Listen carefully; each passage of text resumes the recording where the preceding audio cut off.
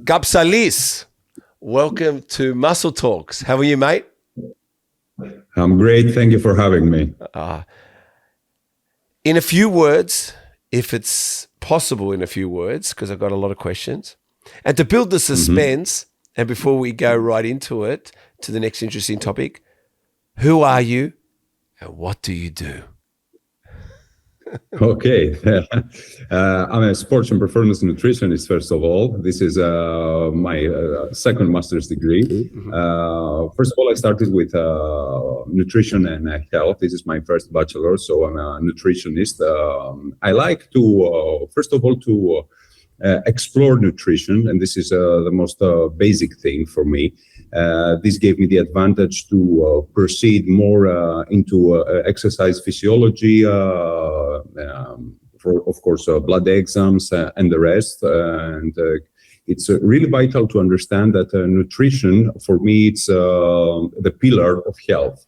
So that made me to want to study it and to be able to help more people. All right, wonderful. Well, my first question is, are we going to swap white bread for sourdough? For sure. And why? 100%. And why? Why? Because, first of all, white bread is processed, right? Right. That means it's a refined carb, doesn't contain any fiber. Sourdough gives us the possibility to use alternative flours, not just the plain white flour, but we can use emmer wheat, we can use dinkel, we can use all these ancient wheats, and we can produce something unique. Also, sourdough can make the bread low glycemic, which is an advantage if I want to use a processed carbohydrate like bread or, for example, pasta. Maybe we can use other kind of carbohydrates. That which really matters is the source, not just because when we're talking about wheat and cereals generally, we can source better cereals or wheat, like, as I said, emmer or these ancient wheats that they are, give us the opportunity to have a low glycemic index. Why was it like this all the time, Apollo?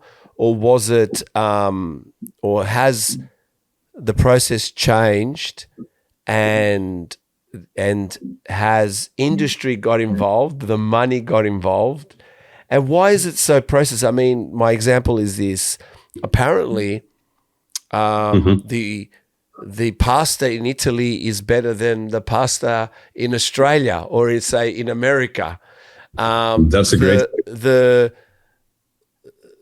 Some of the food in Greece is better than the food in, like, we can eat bread apparently in Greece, but we can't. If you eat bread here in Australia, we've got to tie a string around you because you start floating like a balloon. Yeah, this is because of the gluten, right? The majority of those that you mentioned contain gluten. And we need to focus which of those wheats do not contain the same molecular gluten. And that's what all those ancient wheats, and we need to go back to the antiquity. Antiquity helps us understand what has been used and what has been processed. What is antiquity? Explain to people, maybe they're asking like myself, what is antiquity? Antiquity, it throws us back for around ancient times, correct? Ancient times, ancient Greece, Rome, those times that what those people really used to fuel themselves.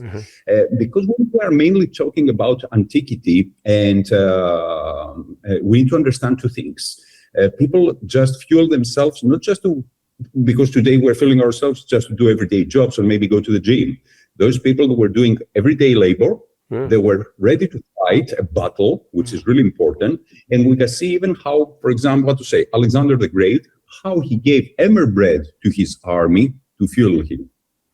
So it's really important to understand that the source that you are giving to the soldiers, to the fighters, to the Olympic participants, let's talk about Olympic Games, we have ancient books written by those writers, like Dipnosophiste from Athenaeus Nafkratitis, that we have all this information, which is really vital for us today to explore it and see what those people were consuming. It wasn't just meat, fish, eggs. That's proteins. They're amazing if we can keep them in our diet. And we know this is really important for rehabilitation, for muscle recovery and all of this. But when we're talking about carbohydrates, we're focusing mainly bread, rye, which is really important because they didn't have rice, for example. We need to understand this thing. What is really Mediterranean? What is really Mediterranean? Yeah, what is it? Because be careful here, but Mediterranean diet is a hybrid now. Wow. The majority of those foods came in Greece, for example. Bananas and rice came 1928. It's too modern food. Oh, wow. It's amazing. Imagine that you're eating one of the most, let's say, gemista, one of the most famous Greek foods. Gemista contains tomatoes, peppers who came from America, from Mexico, contains rice who came from Asia, and only the meat is something that is real Mediterranean. So the diet is a hybrid. Wow. Because Greece is geographically positioned is such a place that actually connects Europe with Asia and Africa. Let's say watermelon. Watermelon is not Greek, it came from Africa. So we have all those foods to be introduced because of the emporium of the market and all these things that's enriched, and because of the Macedonian Empire. We need to understand that. And when we're going back and see that, for example, they didn't have chicken, the modern chicken that we're seeing at the moment, right? Yeah. They call it Persian bird because it came from Asia. The same from the plain pig. They didn't have it, they had wild boar. So you can see how it's transforming throughout all those centuries, the nutrition. And we're coming up today that is everything so processed and not natural for our body to recognize those foods, because molecular is not the same. When I consume something and it has some base from the antiquity, and that's the reason for a nutrition that is based geographically. We cannot consume constantly. We support, for example, what to say, ketogenic diet. Okay, good. But we cannot eat constantly salmon and avocado in a country that where plenty of sardines and maybe cod, other kind of fishes and olive oil. We have other fruits. So we need to focus mainly there. It's not bad to eat coconut oil or to consume avocado, but it's really important geographically to eat where you're from, because you have those enzymes to digest those foods. It's really important when you're traveling to see when, for example, from Greece, go to Thailand and you're eating that food, maybe you're going to have bloating, gastrointestinal problem because of the microbiome. You're changing rapidly. You're introducing foods that mainly you don't have maybe to break down. And that creates a gastrointestinal discomfort. Hey guys, Steve here. I hope you're enjoying the podcast. I don't want to take up too much more of your time. You know the drill. We'd love you to subscribe. We'd love you to hit the notification bell. Why? It gets us out there, allows us to go and get bigger, better, greater. We've already had some great guests, as you know, but we want to continue this. We want to continue this journey with you. So if you could, hit the subscribe button, hit the notification bell so you're notified each time we put up a new podcast. Thank you for allowing me to take you away from the podcast. Let's get back to it. So, because actually, I think it was my second question to you, which I will still ask, but the antiquity diet, the Greek diet, being the Imaseki Elines, then what is it? When they talk about the Mediterranean diet, or they talk about, or let's talk about the Greek diet. Tell me this, Stavro, this is a Greek diet. What's a Greek diet? Nowadays, if we say what is Greek diet, as I told you, is a hybrid. It's literally everything. Oh, but antiquity, I want to go back. I want you to go back before 1928, before bananas. Go before bananas. If we're going to go back, we don't have to go far away. We can go like 300-400 years ago. Yeah, don't go too far. 300-400 years, we're around that time. Yeah. If we're going to go there, what you're going to see, mainly, as I told you, the Mediterranean proteins, which is mainly fish, seafood, eggs, and meat, which are the main components of what the meat was sector. it? What meat was it? What creas? Usually ruminant animals like goats, sheep, For example, this is the main, because, they will consume and what we call beef or veal much younger, but usually because they produce a lot of milk, they didn't want to utilize it that way. Yeah. And of course, Greece, don't forget, Greece is the only European country with the highest population in goat and sheep. Wow. It's really important to keep this info. And we know that now, and since the antiquity, we have using even, for example, if you want to honor the gods, you will sacrifice goat and sheep. It was for them in a ceremony, and then you are consuming all the rest. But it's really important to understand that the main real Greek nutrition was, as we said, those proteins. It was the wheat, not the modern wheat, but the ancient wheat, like emmer wheat.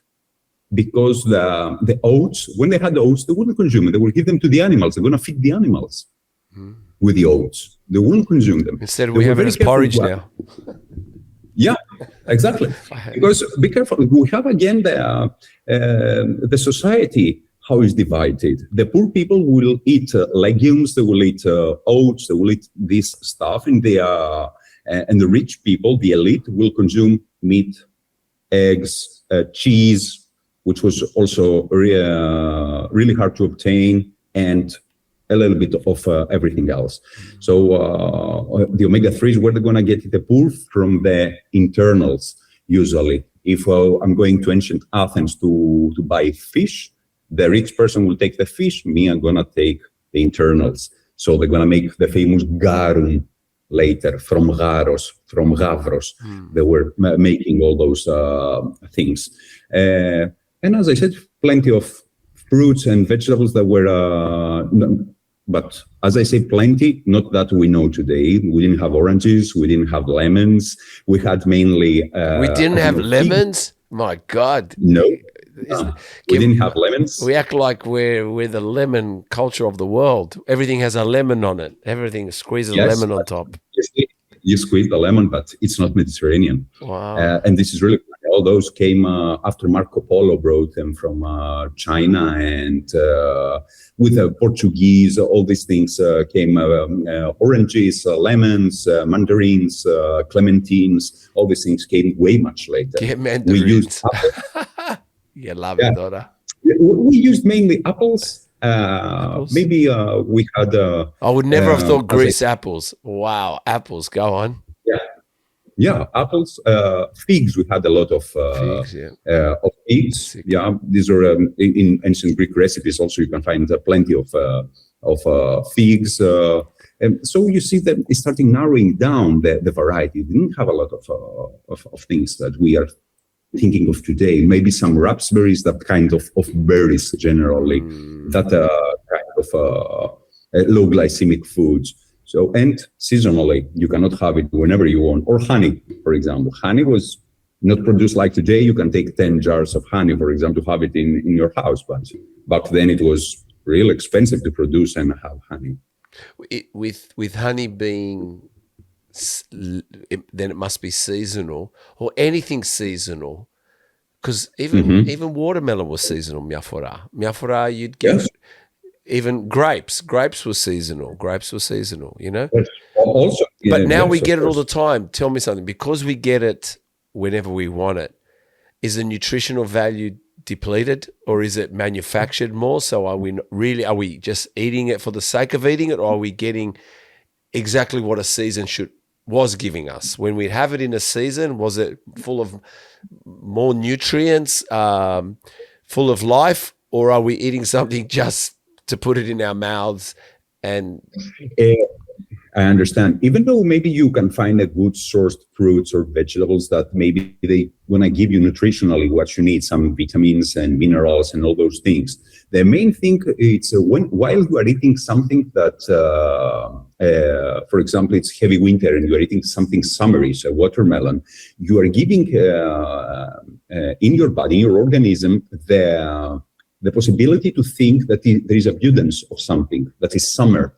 So we're talking about fructose, and this is easily can lead you to gain more, due to fructose, more fat, because the signaling in the brain is eat more fructose to gain more fat is coming winter. but you are already in the winter. Wow. And you keep consuming fruits that, of course, you need to do excessive amounts to start producing. But because the fructose is metabolized in the liver, it's easy to be visceral fat. And that's what we want to be careful, not to consume overeating fruits, especially during the winter. Or eating maybe sourish fruits which are plenty of vitamin C. Why? Because they are there to fortify our immune system. Like pomegranate, for example, you see that you have, or maybe you have the oranges now and all these things that are plenty of vitamin C. It's there to fortify the immune system, these winterish fruits, but especially pomegranate, because it was since the antiquity. You can see all the ancient Greek statues holding the pomegranates, which is richness and plenty of vitamin C. All these elements are there to tell you what, because when we see a statue, we don't see those details. Those details tell us about the past. You can see, for example, in Greece, here in Nea Makri, there is a temple, the only Egyptian temple in Europe, where you can find a hybrid statue, which is half Egyptian, half Greek. So this god Isis holding emmer wheat. So there we're getting the element of the wheat that we can use and what they used in antiquity. And Egypt, by the way, it was the main source for armies like the Macedonian army, the Roman army, to supply with wheat. In Piraeus, we have the famous Marina Zeas. Emmer is Zea in Greek. So we know that we're transporting Zea from Egypt to Greece, or they were delivering around from that port. Wow. It's, you see, there are small details that nobody pays attention, but the history tells us a lot. And how we are utilizing the nutrition today, I think definitely we should steer to another way. We are heading towards a catastrophe because we're over-consuming over-processed foods. And that's our problem. Does it keep you up at night? Sorry? Does it keep you up at night knowing where we've come to and where we're going? I would say yes. I would say yes. You know why? It's really sad because maybe 20 or 30 years ago, we didn't see so many contemporary diseases, especially among children. And now every second kid is overweight or obese, has autoimmune disease. It's really difficult. And those rates are going only up. It's really hard, especially for the Western, as we call it, civilization that keeps promoting the over-processed food. Now they try to change the pyramid. Everything is good, but still, we have a hell of a job to do. We do have a hell of a job to do. So when you look at it, Marco Polo and a few others, can I ask why did they want, I can assume, why did they want to introduce this food to their culture or bring this food over to Greece? Or like, besides, I'm assuming, and really currency money wasn't around all the time. So there had to be some kind of transaction, some kind of wealth, I'm thinking. Was it to build wealth? Was it to influence a society? Was it to bribe? What was the purpose of these people to bring us these food? Why couldn't we be left alone?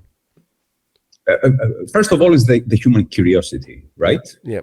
It's something new, something unique. You never saw, you never tried. You want to see it. As they tried to bring to Queen Victoria in India a fresh mango, they couldn't transfer it to just bring it, it's gonna roll until it's gonna arrive.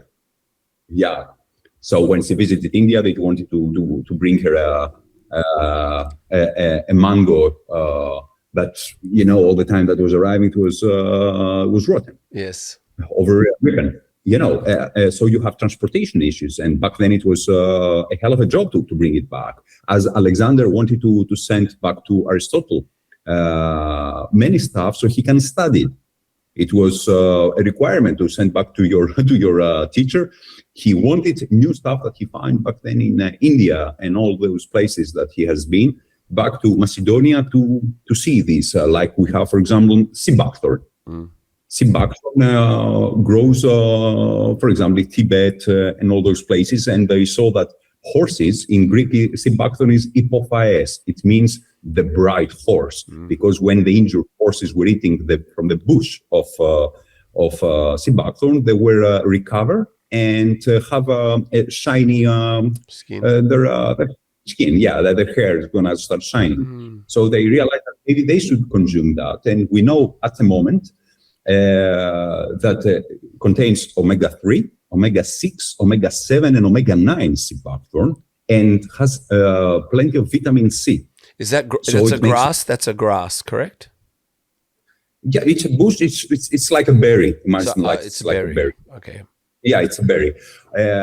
It's the same, maybe close in the vitamin C level, like maybe rose hip. It's approximately the same. It's really strong. It's really good. You can take it as a juice, a concentrated juice.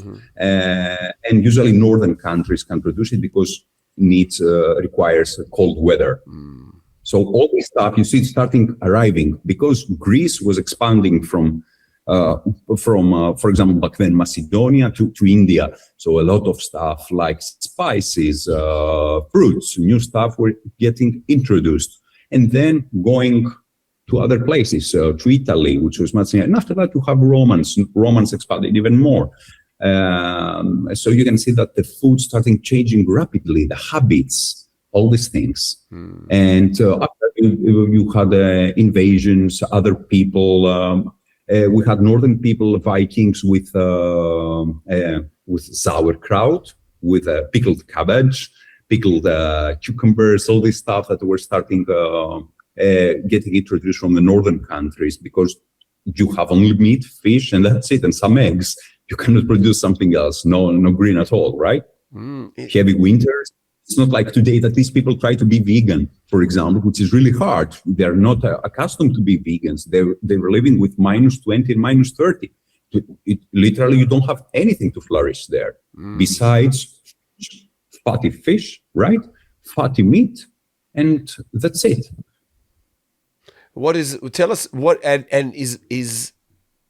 Tell us, is vegan a good thing? Okay.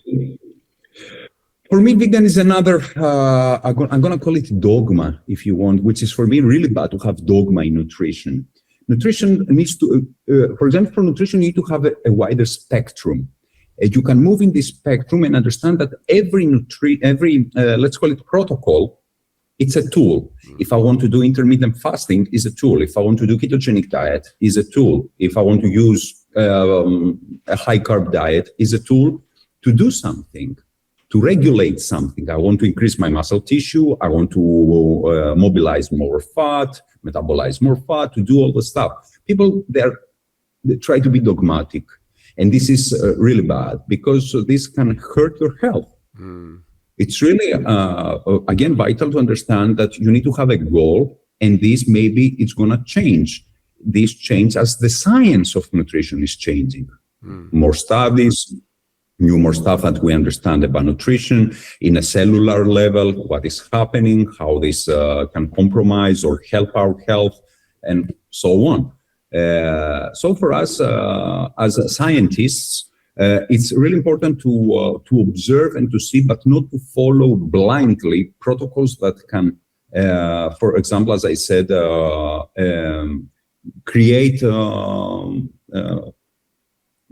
deficiencies like B12 deficiency, calcium deficiency, L-carnitine, for example. We're talking about carnitine, and we spoke about India. They don't eat a lot of meat, and carnitine is associated with generally with depression. Wow. They don't eat a lot of. Carnitine. Oh, sorry? Yeah, I'm fascinated. Keep going. No, I'm fascinated.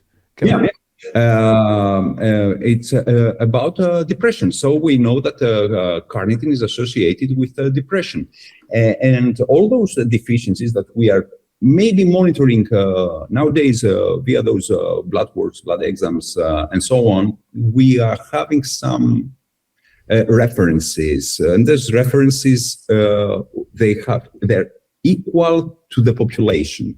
For example, we have a population 70, I would say, percent that's sick.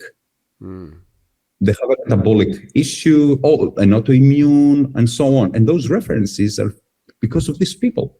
So if this person has an insulin, which is 12 or 14, doesn't matter, they're going to say, it's okay. It's in between those references, you're okay. But you have issue. You have maybe hyperinsulinemia, which is a terrible issue when you're starting storing fat in the belly or in your legs, in all those areas. We need to understand way much better the physiology and to translate much better those blood exams. We are, it's really shallow at the moment how we are advancing in those levels. Mm-hmm. Do you think,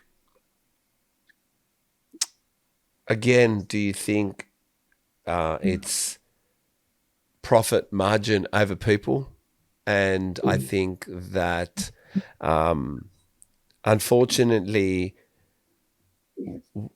they want to sell us what we want, but they are depleting it as much as possible or finding it in areas that mostly service their financial gain than actually the supplement or the nutrients that they're offering us. So what I'm saying by that is meat itself today is processed to the extent where even in the carcass itself, they'll grab everything possible to put it together to call it that one word meat, or to call it, whatever. Yeah.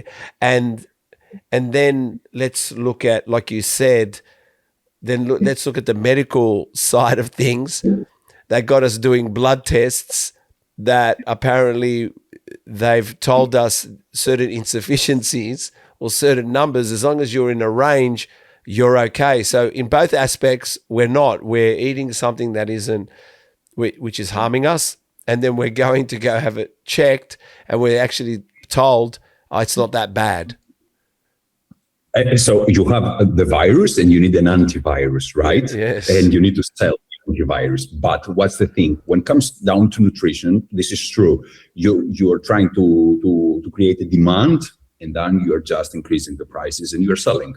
That works perfect. But you have people that pay loads of money in not just supplements and to have quality foods.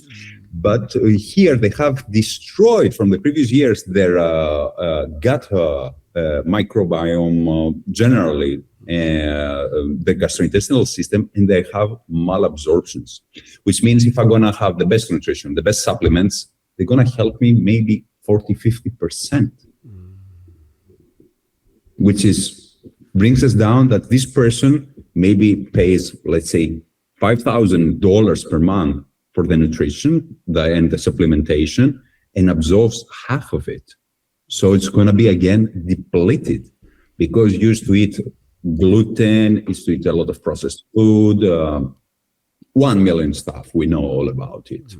So we need now to focus on what? For recovery. We're talking about how we can utilize maybe collagen, glutamine, all those stuff. They can restore the gut in order to try to elevate the percentage of absorption in the end of the day. And that's the main characteristic that in this profit sometimes is the only variable. I'm gonna call it a variable because always everything when it comes to nutrition to every aspect of life is 2026 is all about profit, unfortunately. It's all about profit. They try to profit. Health is number one, right? Health is number one. Well, everybody's going to try to give for exams, for supplements, for food, whatever it takes to gain. And who tries to avoid it is going to do it later. So other people are investing on that. Other people try to avoid that, and they're going to meet it later. So that's it. is I have this theory. Tell me, you're probably the best expert to help me with this theory, this my own little conspiracy. All right, my own little conspiracy, and my conspiracy is around calories in and calories out. Funny enough, I think, correct me if I'm wrong, maybe as a doctor or people in the past, sports, and they knew about the numbers, because I think the world is numbers. Everything's number based. Everything is your age, how tall you are, how much you weigh, how far you walk, how tall is the building next to you. Everything is a number. So, and I think they discovered of maybe in the 2000s, last 15 years, 20 years, the calories in, calories out. Let's put some numbers towards it. The question I ask with this is, it seems like those numbers were created specifically to help people eat, or to believe they can eat whatever they want. And what that means is, I can go to McDonald's, and as long as it fits my calories, I'm eating healthy. Yes. So once upon a time, they were called junk food. Remember the word junk food? Now, tell me, when have you heard the word junk food for a long time? You haven't heard it. It's gone. Junk food has left the planet. There's no more junk food. Everything is a number. So, yes, you could be skinny but have very poor gut health. But you can be skinny as long as you stay under the calories, as long as you stay in a deficit. But don't you think this is, again, a very smart plot by the fast food industry, or to coax us in to eat whatever we want, whenever we want? Yeah, I believe that's it's a good theory. Why? It's my conspiracy. It's a good conspiracy theory. Why? Because they want you to think that way and not the other. Yeah. You want people that are blindly following something because it's based on science 100 years ago, because that created add water. Add water can say 1 calorie equals 1 calorie, and that's it. If you're eating a banana or you're eating meat, it doesn't matter. It's the same thing. But the problem is, when you lose weight? Yes, of course, you're cutting calories, you're losing weight. Okay. But the problem is the long term, from those foods that you are keep consuming, it's totally different to eating marshmallows and totally different eating lamb or beef, doesn't matter, or something unprocessed. Yeah. It's a day with a night, right? Yeah. So we need to focus more on our hormones, not just calories. The majority of the people, as I said, they have hormonal imbalances. They have terrible issues, especially women, and we can see it more and more often. And that's the problem. And we don't talk about anymore about calories, but about hormones, how those foods can create hormonal imbalances. Wow. This is our issue. It's enlightened me right now. I'm just thinking about people, friends, relationships, especially. I mean, we're going to go into a topic about women, but we're talking about a woman's menstrual cycle. It just seems to be getting, without saying it, it just seems to be getting worse and worse. I mean, I don't know, growing up around my mum or growing up around grandparents, I never knew they weren't so up and down. Their emotions and their bodies and everything wasn't so up and down. You wouldn't know, but now you know. Everything you know. Their menstrual cycle is like, please, we have to put on a resmet suit, or we have to put on something. And like, what I mean is, their emotions are dire in some ways. And again, but then I feel sorry for them, because it's basically around their diet. Probably so simple. And that's it, because when we're talking about also hormonal imbalances for men and women, or even for kids, even worse, this can go for years without even noticing it. For example, for men, we're saying about testosterone. or Yes, I want to go there too. yeah, it's terrible. Women, they have a problem with cortisol, with insulin, with leptin. Nobody talks about leptin. Leptin is also something that we need to focus on. Yep. It gives the signal to the brain that we have satiety. If this is dysregulated because of high cortisol and all this axis of insulin, leptin, and cortisol is messed, we have terrible issue. This person will never feel satiety, can eat enormous portions, and in 30, 40 minutes is going to search for a sweet, for a chocolate, for junk food generally. You understand? Yeah. So when everyone has the differences, and we need to tailor a meal plan, an exercise plan, we cannot follow the same thing. And that's the main thing. That's the reason for me, it's difficult just calories, to obsess about calories. Hey guys, Nutrition Warehouse, your number one store for all your supplement needs. Visit in-store here in Australia or New Zealand, or go to nutritionwarehouse.com.au, or for our New Zealanders, go to nutritionwarehouse.co.nz, shop away, and at checkout, why not use discount code MTP15 to get 15% off all your orders. What about, you just brought it up, testosterone. Again,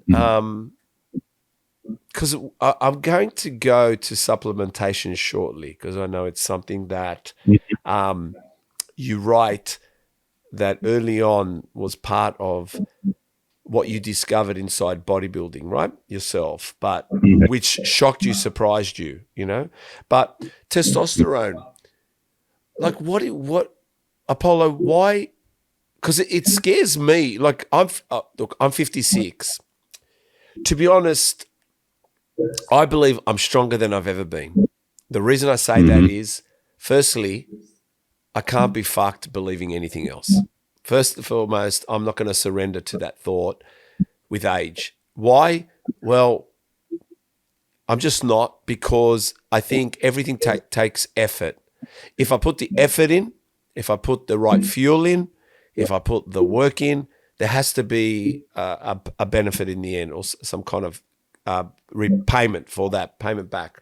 So myself, and I did do my bloods, and my testosterone was fine, but I cannot believe how people don't understand nutrients first, then going and taking something synthetic or, you know, something chemically built to somehow not only give you your testosterone, but then suppress it.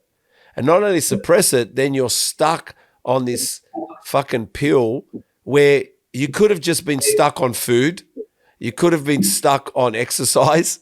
You could have been stuck on some progressive overload to push your body to an extreme that says, I need to produce some testosterone for this man who is picking up this weight or is tracking these hills or doing something other than sitting watching his phone, and he's injecting himself with testosterone to keep his testosterone because he wants to have a hard-on so he can believe he can go have sex, but though it's hard to go find sex out there because it just doesn't come knocking at your door. So in other words, testosterone to me is a masculine feeling or a built to look at your physique, to be proud that it's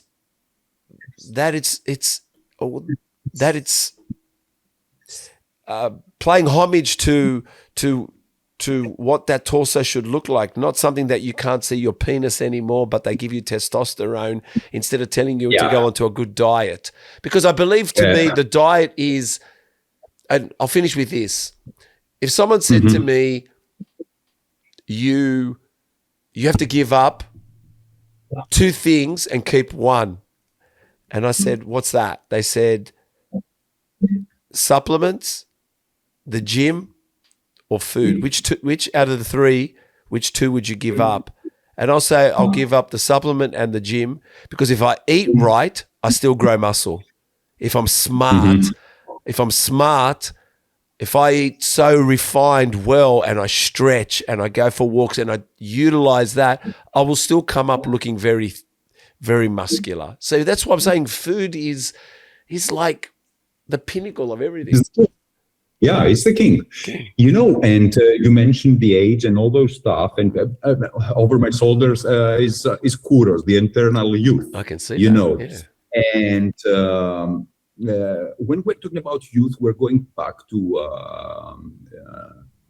school and all those. It's really what it's about: education. The kids in our generations have been educated to think with those numbers, as we talked about. You are 56, the sun is going down, the life is ending slowly. Yeah. You think about that, right? Yeah. So this is a perspective that they, like a horse, and you have that perspective and you are moving with that. The moment that you are putting it away and you don't think anymore like a 56, but just as a human who just matured, which is way much better because you have more knowledge, more experience. In order to utilize that, you're doing quite the opposite. Maybe I need to take statins, maybe I need to take these, maybe I need to take the supplements to eat and to calculate calories and all those stuff. But the education needs to start from the school. And it cannot, unfortunately, start from the school because you need to see what they're selling in the school for the kids to eat. They cannot say in the class, you need to eat this and these unprocessed foods, blah, blah, blah, blah. And in the 2 floors under, they are selling croissant, beverages, I don't know what, chips and all those donuts. Stuff. So it's, all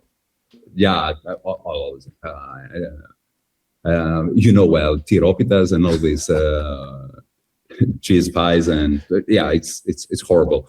And there is where we need to, this is the core, where we need to start practically to educate the kids. Since you're going to have educated people, you will not face those issues. And when these people are going to be 56, they will not feel 56, because the education and the experience of a 56 years old person, they're going to have it when they were to be 20, 25. 100%.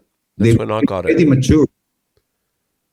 You understand? Yeah. And I will not need a TRT or whatever so early anyway. As somebody now, we have people that need TRT when they're 28, 30 years old, which is terrible. It's terrible, man. We accept it. Yeah, their grip cannot even hold a supermarket bag, you know. It's scary. Obese, estrogens. Yeah, it's horrible, I'm telling you. And those numbers are just going up. That's the reason I'm losing my sleep. I can imagine. I was going to say to you, I just had a moment. All right, so I just want to kind of knock off a few diet things. What about carnivore diet? The carnivore diet. What about that? Yeah, it's another hype which can help practically people with maybe enormous gastrointestinal problems or IBD, inflammatory bowel disease. They cannot consume plants and all this. It's extreme protocol, but also needs to be, people need to be careful how they're optimizing it on themselves. What means that? That you need to be careful if you don't know how you need to fuel with meat, fish, omega-3s, where you can get all your vitamins and minerals. This can be tricky because a diet that mainly puts away all the carbohydrates and whatever is plant-based will create an environment for very low insulin, which is practically good. You metabolize fat for energy, that's fine.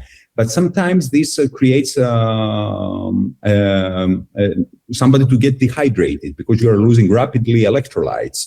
So you have dizziness, you feel weak, you have flat muscles because you don't hold any glycogen, and so on.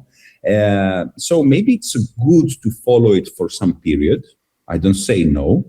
And then bring back, not everything, but something that can help you, as I said in the beginning, to regulate that.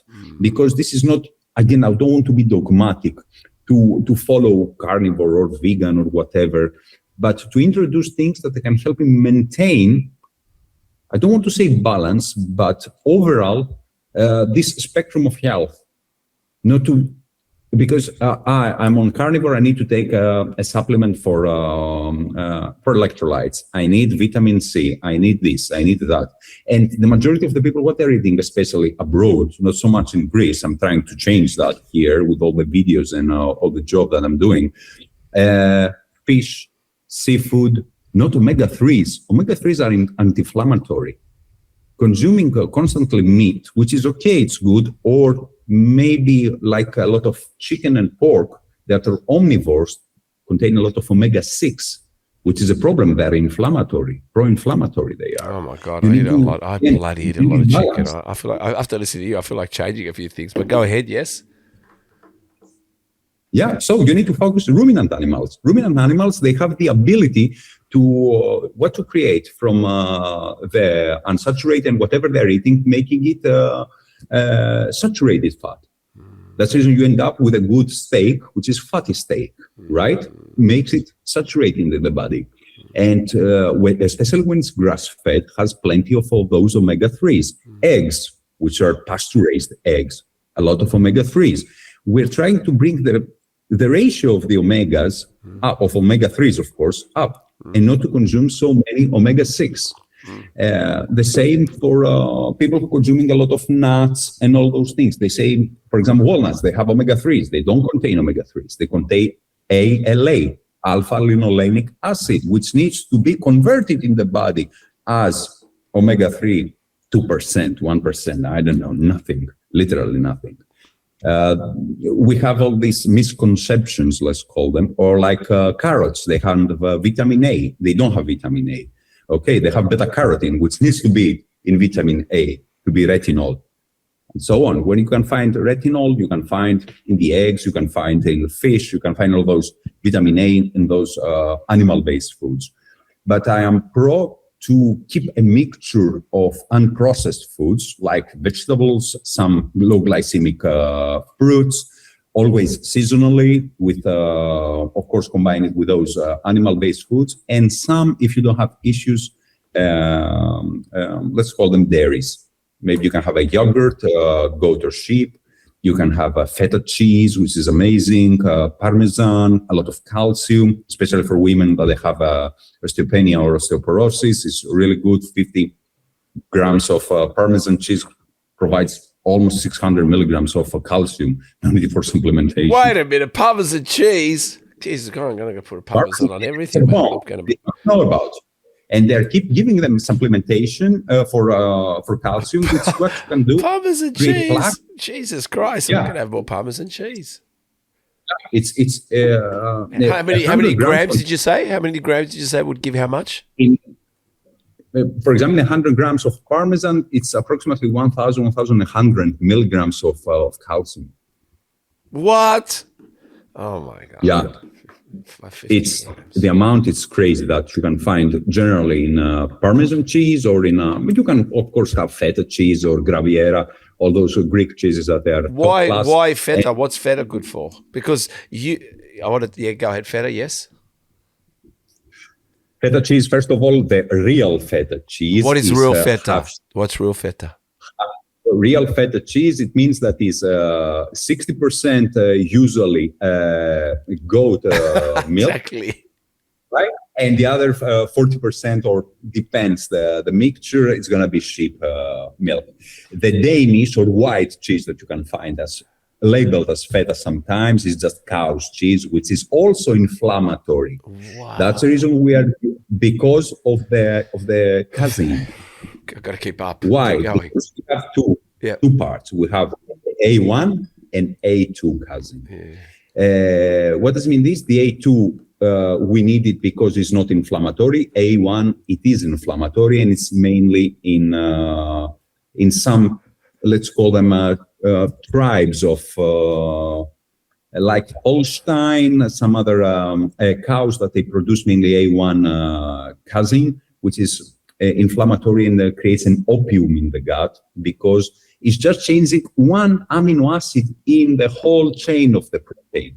And because it's so easy to break in the gut, this is histidine, the amino acid of histidine, instead of A2, which is like the goat, the sheep, the buffalo, amazing. They have proline, and it doesn't create. That's the reason you're going to see a lot of people, they don't have lactose intolerance or some problem with lactose, but when they drink milk or they eat cow's yogurt, they have bloating, they feel like discomfort, they have diarrhea because of the casein.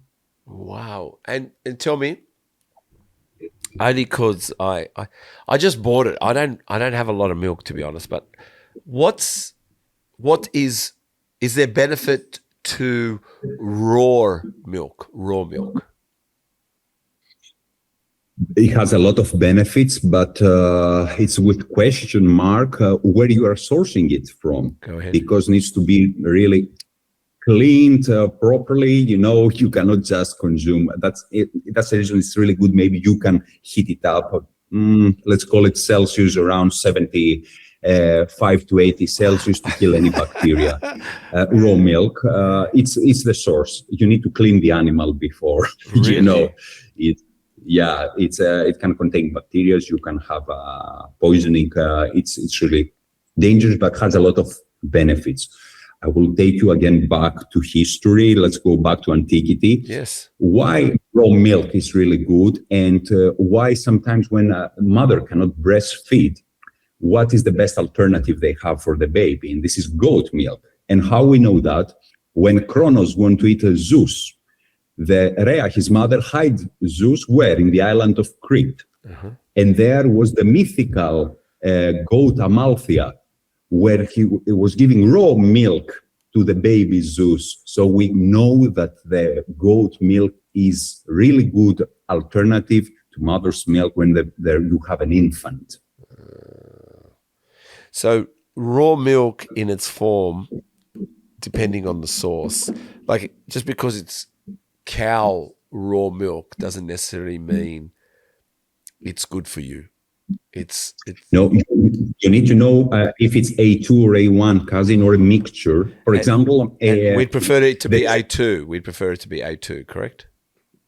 Yeah, we need the majority to be A2. You can see even the cows that they look slightly different. In Greece, they used to have before Second World War only A2 mainly, but they were very small sized cows. And after Second World War, the companies and the people in general, they wanted to produce much more. So they brought from USA, from Canada, usually, as I said, Holstein tribes. Which are really big, like 800 kilos cows they could produce. They create a hybrid between those small and these big cows to produce just more milk. And this made the milk messy with more A1, which is not very good. And all the scientific studies, I made specifically a video a couple of days ago for my channel,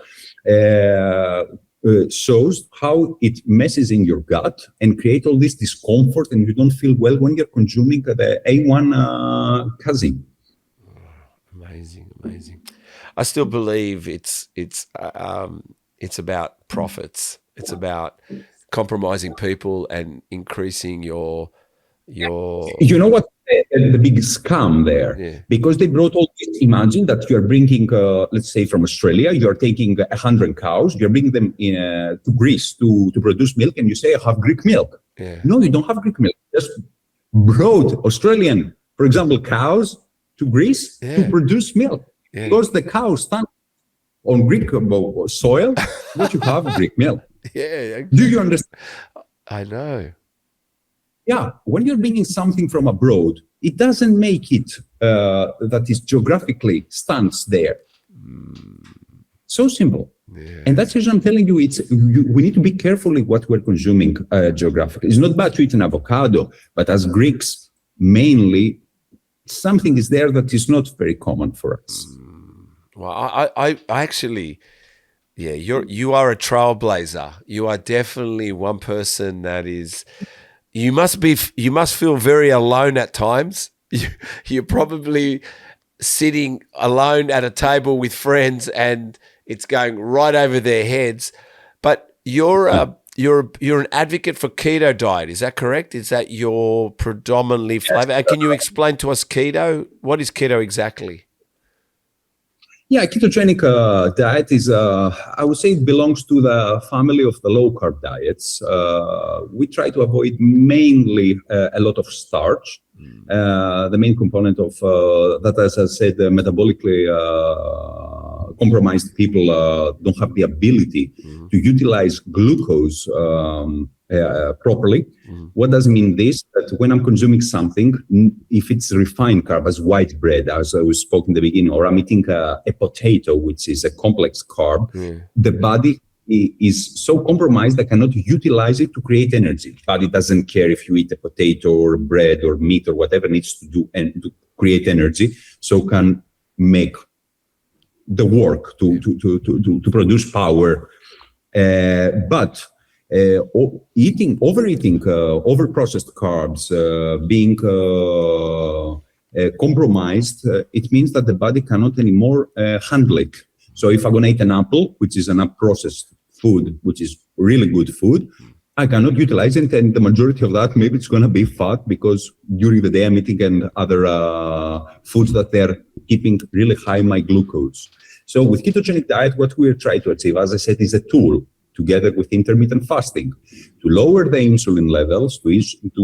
This automatically means that we're going to reduce in blood glucose levels, and it's going to give access to our body fat.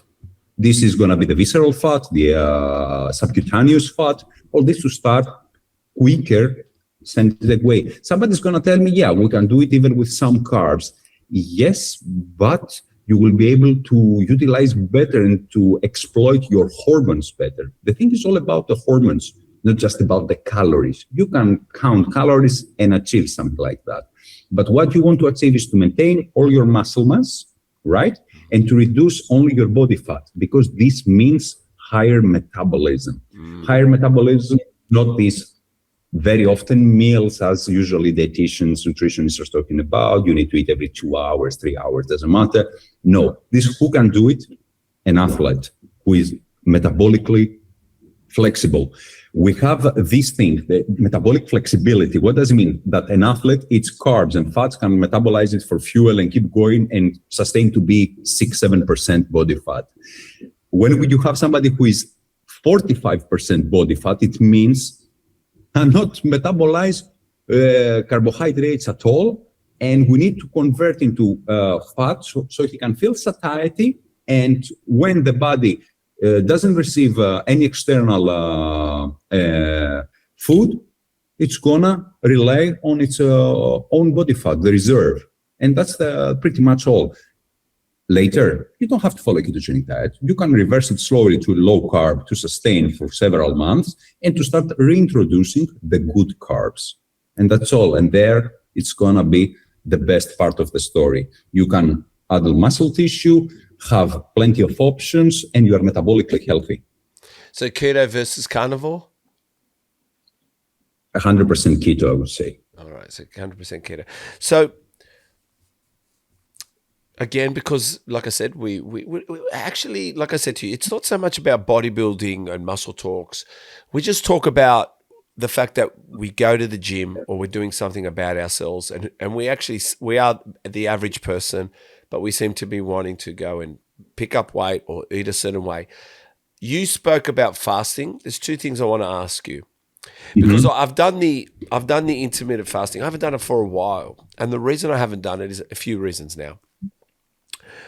I felt, one, that my body stalled. It stalled by even eating 3 times a day and just eating food. And even with the fasting, I couldn't find a balance. But where I found balance to be able to lose 20 kilos was, and I'll tell you also, Apollo, Dr. Apollo, I like to call you that. The thing was, for me, when I put on weight was 2 instances. One, when I turned 40 or after 40, because I always look good every time. My new decade, I come in looking amazing. So even when I came in looking amazing at 50, and like I said, in 40, foolishly, I was given an element of an antidepressant by my doctor and then wife that recommended that I must be a stressed person or an anxious person. What I found, and if anyone's listening, what I found was I actually had fucking emotions, and no one allowed my emotions to pass. In other words, I'm allowed to be sad. I'm allowed to be angry. And sometimes in life, you've done a business deal that's cost you hundreds of thousands. What's the first thing? I don't know anybody doing party poppers or being happy. Most people are sad, depressed, angry, can't think straight. But allow that time through conversation for that person to process an answer, then throw them an antidepressant. So for me, why I say that is every time they gave me something like that, I bloated. I became numb. I forgot about healthy eating. I was eating comfort food because comfort food was working. And I had put on 20 kilos very easily. Yeah. So just so you can understand, where did these 20 kilos come from, Stephen? But the fact was, when I was 50 recently, I said I couldn't lose it, Apollo. And I was eating well, but not eating enough. So again, fasting, to my next question. I introduced 5 meals a day. So I introduced eating more frequently, but smaller portions. I found that keeping my body's motor running with, again, good nutrients, instead of eating in one meal 300 grams of fish and 500 grams of rice, I might have spread that through 3 meals, 4, 5, 6 meals for the day. I wasn't calorie counting yet. I have introduced it just to see what's going on. But I want to ask you, is there a benefit to, one, and tell me more about fasting, and two, what about instead of 3 meals a day, that spacing out 5 meal days, the pros and cons for both? First of all, we need to know if there are really high levels of cortisol. This is what is going to lead us in what protocol we have to follow. Why? A lot of people, they're frustrated they have those extra kilos, and it's understandable, but you must not hammer the body because you have those 20, 30 extra kilos, and to starve to death, you need to go hypocaloric, which is, again, stress. The second part, and usually we're seeing it when women entering slowly menopause, what they're doing, they're starting not eating, not getting well hydrated, and they're increasing their exercise, which is more stress. Exercising more is putting the sympathetic nervous system in action. Wow. When you are waking up suddenly 3 o'clock in the morning, like you're alarmed, you are fight or flight, right? So this is sympathetic nervous system. The parasympathetic nervous system, which is when you are relaxing, when you are eating something and you are relaxing, starting the digestion, you don't have it. And you can see that even foods that you are eating, you were eating them before, you didn't have any gastrointestinal discomfort. Suddenly you are eating it, but you say, but it's the same food. And you cannot digest it because the sympathetic nervous system is still on. And the same is happening during the day. You never go off from the sympathetic nervous system. And in the end, sympathetic and parasympathetic, you have a burned CNS, central nervous system. When this is happening and you are consuming foods that are not apparently good, that you are deficient, and all these things, as I said, you are just hammering your body just to try to strip off a layer of body fat. And this never is going to happen. It's going to create more and more problems with your, as I said, with a leptin that never want doctors to write that exam, which shows the ability of the body to send to the brain that you feel satiety. You're eating this portion and it's enough. You know, you don't search constantly for food. And if these things, they're constantly dysregulated, you are coming with a really high cortisol, which you need maybe saliva tests of cortisol, which are really, really accurate. Not via blood or urine, we need saliva. And it makes us a nice chart. And you see from 7, 8 o'clock in the morning, doesn't matter, until 10, 12 at night, how is going your cortisol. You're taking samples, you're sending them, and you have a very nice chart. Those moments is the best maybe to make a refeed, maybe to lower your intensity. You need recovery because through our sleep, it's our recovery, right? If you don't have good sleep, you're going to have high cortisol. You're going to get really hungry in the morning compared to if you get 8 hours sleep and so on. So you can see this circadian rhythm and all this all malfunctioning. Yeah. It's so simple, but so complicated. Yes. So tell me that. Go on. I wasn't sure. Go ahead. You need to be really selective what you need to follow and why. And that's the reason there are specialists that you need to follow and to ask or to cooperate in order to have something that is tailored.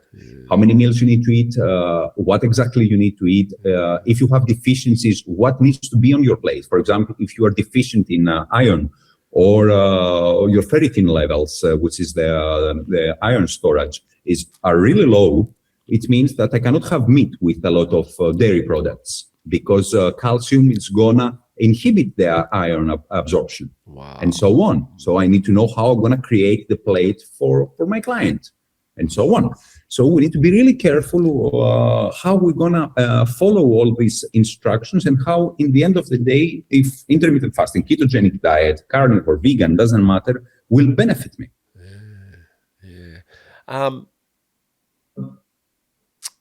My question, when we talk about fat, Mm-hmm. and I'm thinking now all these things like what am I eating and what am I digesting and just everything you've spoken about. Like for me, it's funny because I don't know why, and though I have a lot of vanity, I'm Greek. Of course, I've got vanity. Of course, I've got ego.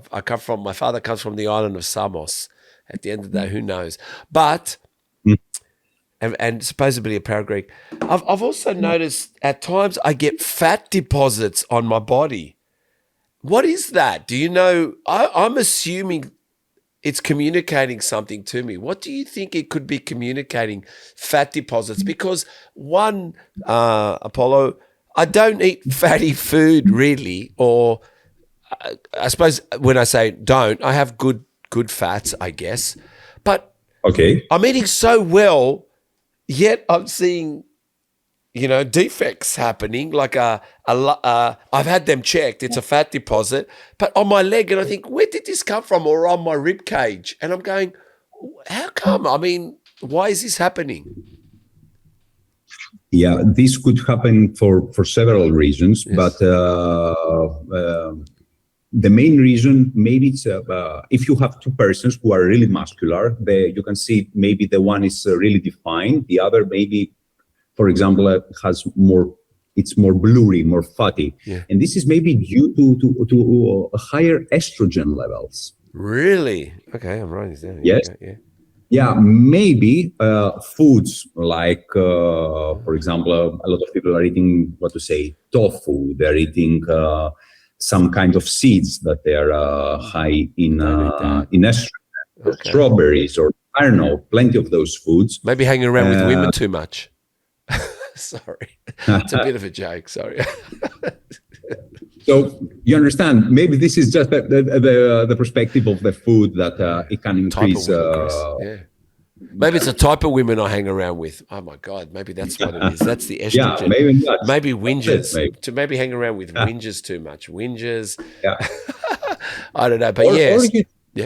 Or you just need to be more careful about your insulin levels, that they are prone. When we're talking about the belly fat area, please tell me. We know that the two hormones are related, cortisol and insulin, especially for us men, but for women as well. So if we see that we are start gathering a lot of fat, but depends this fat, if you can grab it and it's more like jelly, it means that it's subcutaneous fat and has a lot of water. If it's more hard, it means that it's visceral fat. And if it's a visceral fat, most probably is high cortisol. Wow. Because cortisol and stress levels, they're creating adipose tissue. I have stress, by the way. High cortisol. Wow. And do you think as well, when you fall into that visceral role, into that visceral place, do you think sometimes it heightens your cortisol and puts you into that place, call it whatever it is, fight or flight, even though the world isn't that bad, but it's creating a bad world? Yeah, because now you have in science a new term, the gut-brain axis. Fuck. Keep All going. right? Yeah, gut brain. Yeah. Yep. Yeah. So the gut-brain axis is saying that the gut starts transmitting more information back to the brain, rather the brain sends to our gut, signaling.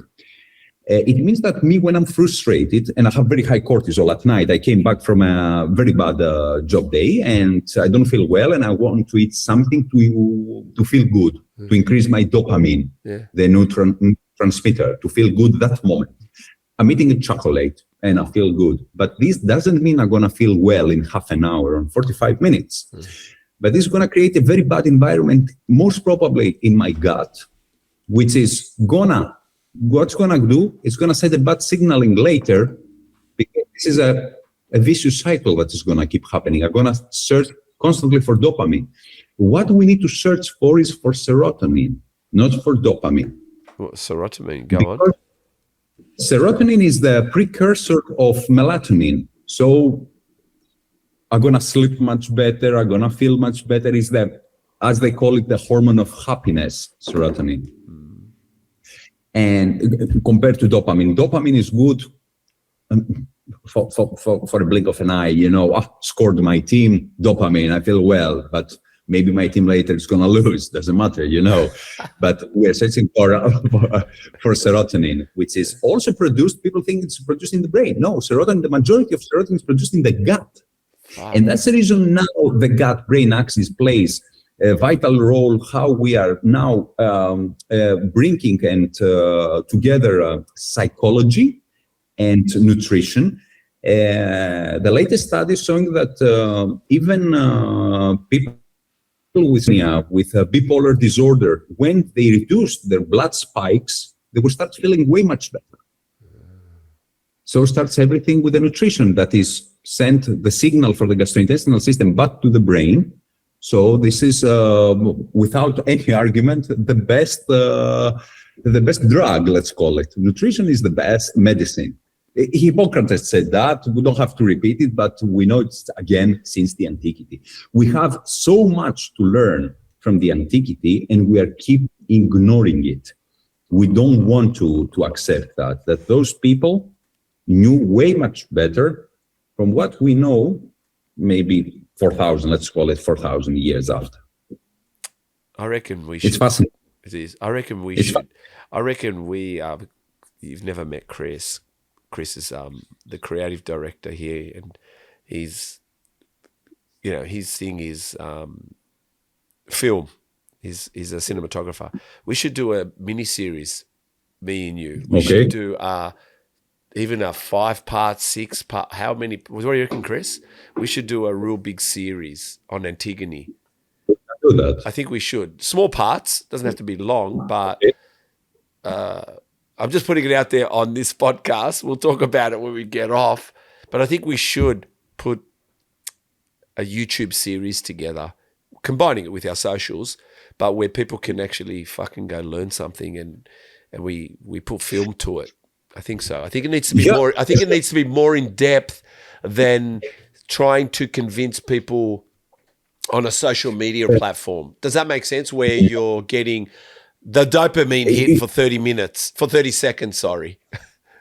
But you know what? I worked towards that because I thought about it, how people can experience that. And that's the reason I have created Keto Mediterranean retreats. Yes, yeah, no. I was going to talk to you about that, but since you're going to go there, let's talk about it. You can feel it. It's not just, you see it just scrolling and say, okay, this guy claims that. Yeah. This reason we are doing the Mediterranean retreat. You're coming, you are eating the unprocessed food, the best that you can find. You are next to the sea. You're getting the element of grounding, the salt, the iodine, everything.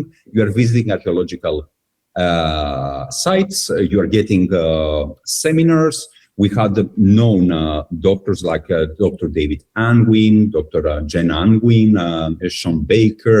We have people who've been with us. We're doing seminars. We are providing literally everything from firsthand that somebody can utilize this information, live it day by day there and grasp it, feeling it, how it is. You're in Greece, you have all these things.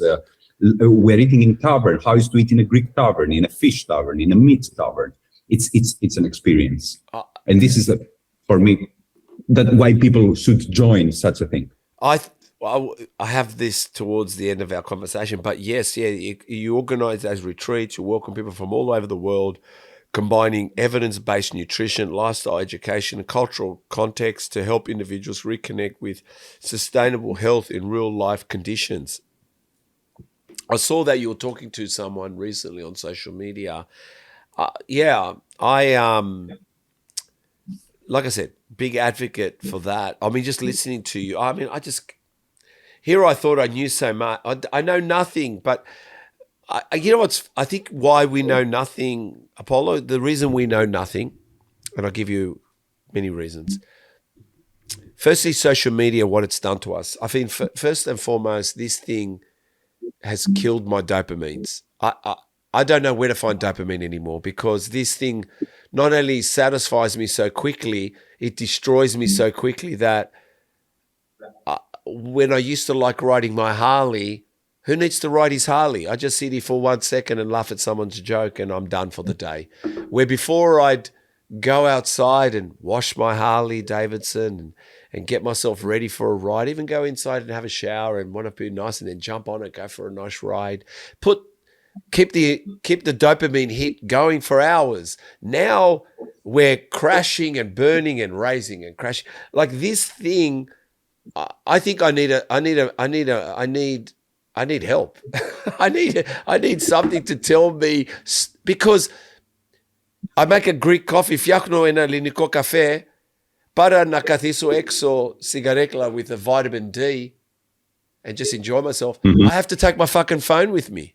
Michaso. Yeah. Michaso me. Yeah.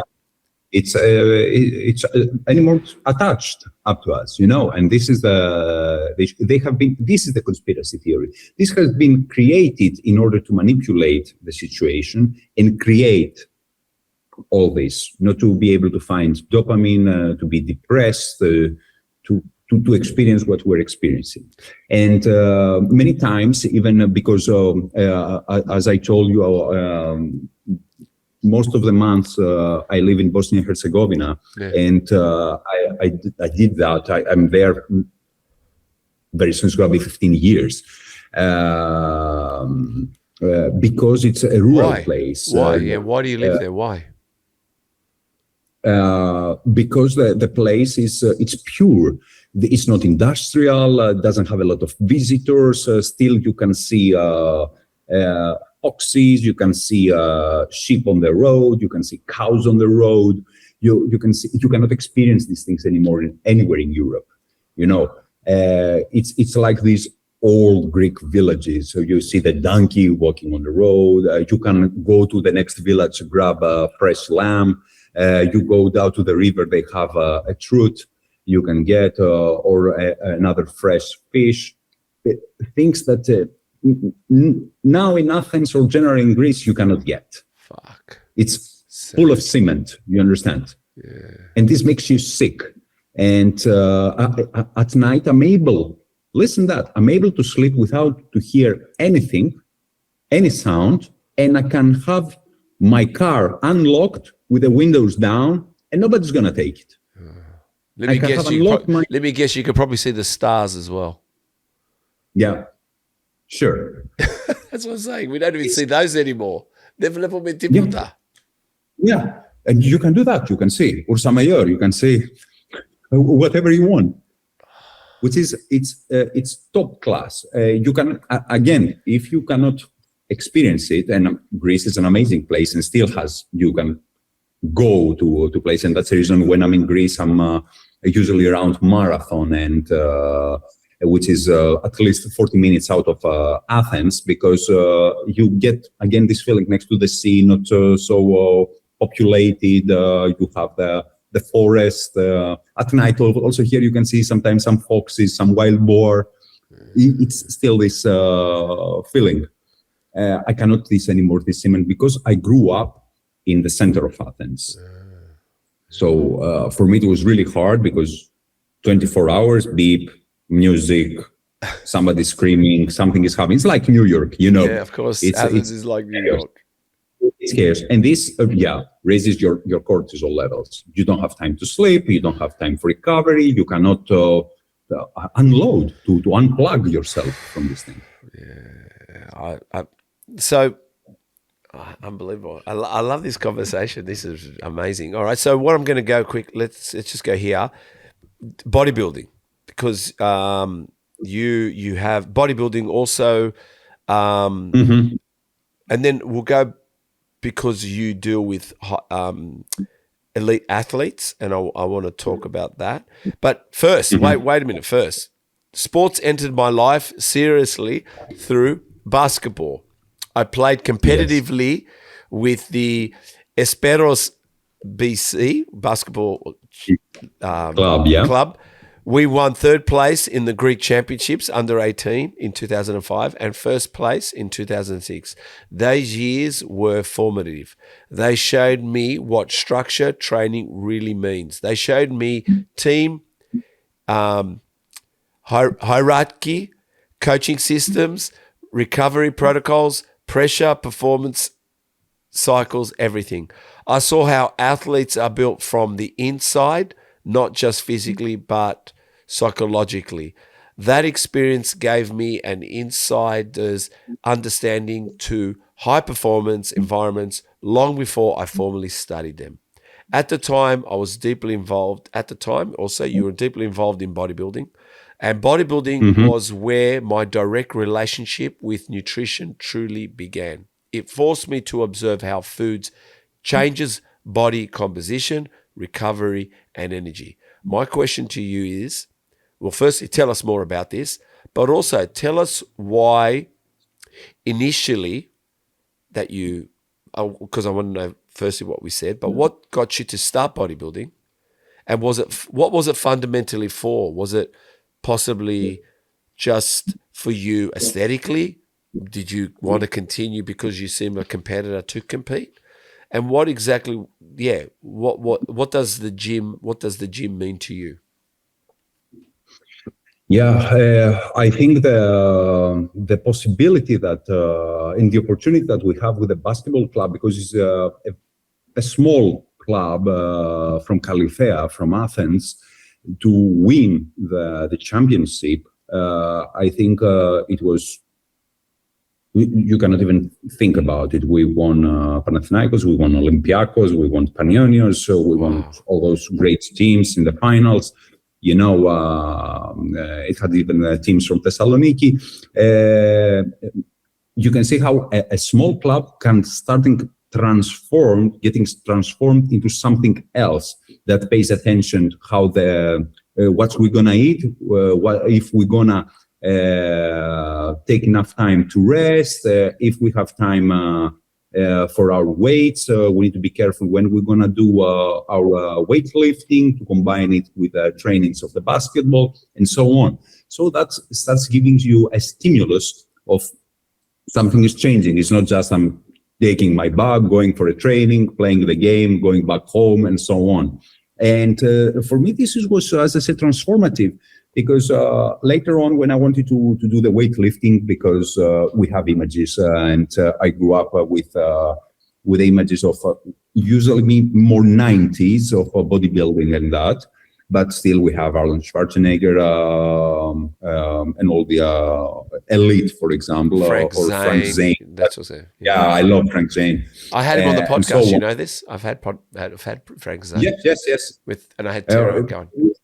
They're legends, you know. They're legends, and this really puts you in the mood and the mode to follow up, And I realized that this is maybe that something I want to do in life, to be a coach or to be a trainer. And I'm starting, as I told you, exploring. But I found nutrition fascinating. This is what gave me the most, because it was something unknown. And as I wrote you, it's how is able to change the composition of the body, how to change something in your nutrition, and is able to change that you're seeing in the mirror. Come on, it's funny. But it's not, because it's pure biochemistry, physiology. When you're starting reading and understanding how that works and why it works that way, this is, for me, it was something like magic. Wow, that's the reason it works like this and it doesn't work like that. And maybe something we read is not true. And then you're starting getting the, as we say, the Greek, in Greek, the bacteria for, to start searching for new things, you're getting the disease. Yes.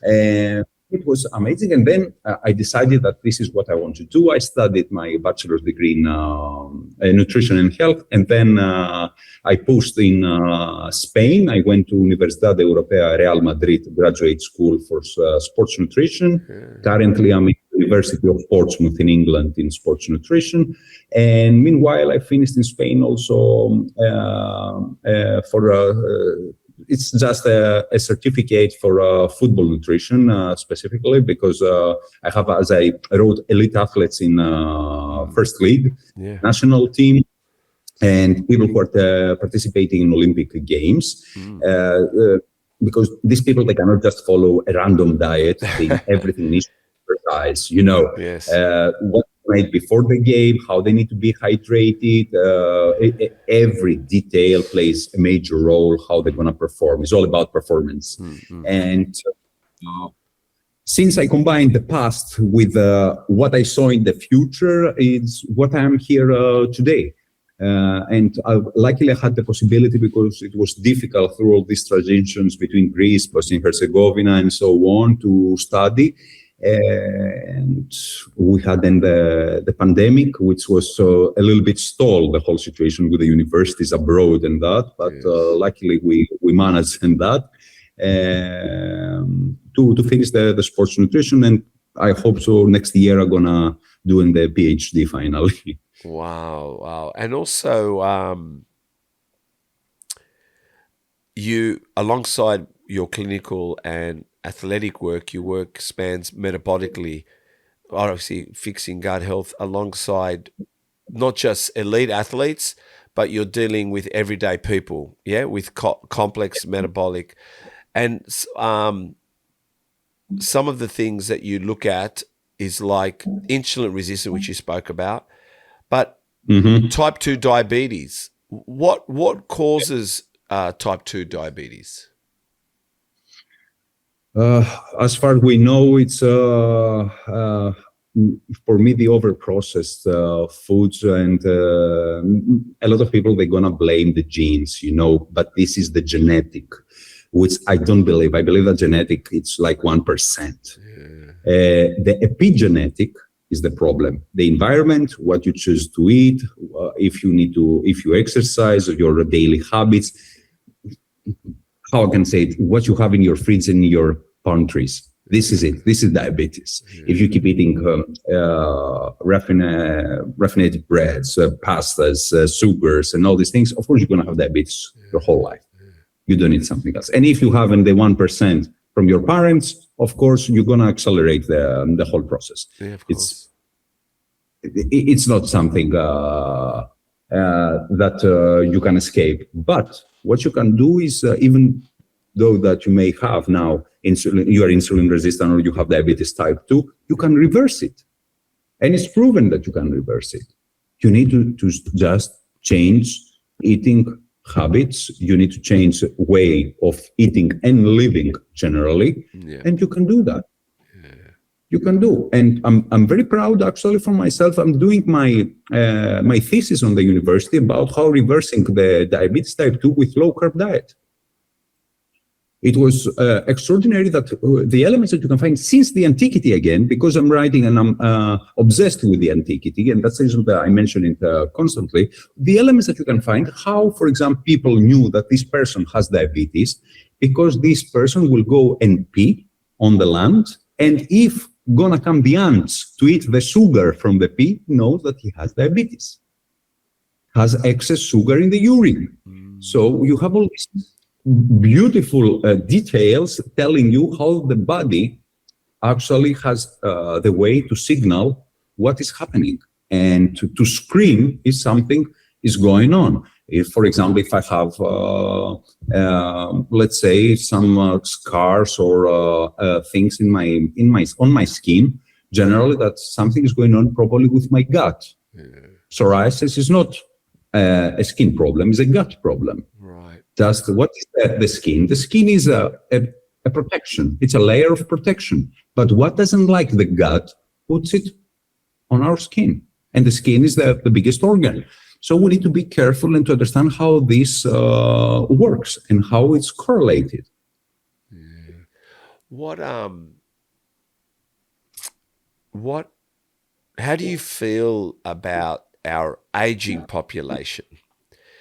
I look at, because we will get there. We will get there. But what about Alzheimer's and people's loss of everything? I mean, even I watched my father grow old, and this is why maybe my question will be, what is a great diet for your brain, right? And and you'll answer that in a second. But what I found was, here was my dad in his 30s and 40s and 50s. He was growing everything in the backyard, right? Growing otithele, He had cucumbers, tomatoes, he had sika, he had grapes, he had lemonnier, limes, oranges, zucchini, otitheles, at dietary, right? And then when he grew old, and obviously my mum passed, there he'd be at night eating yogurt for dinner, just yogurt or cereal. But I knew, I said, later, I said, this is what killed him. And then when he went to a nursing home, I see in the nursing home what they put in front of these people, which is 2 pieces of, I don't know, do you call that meat? 2 pieces of kharti, whatever that kharti is, with gravy on top. I think, and apparently they've got nutritionists there. But what I'm saying is,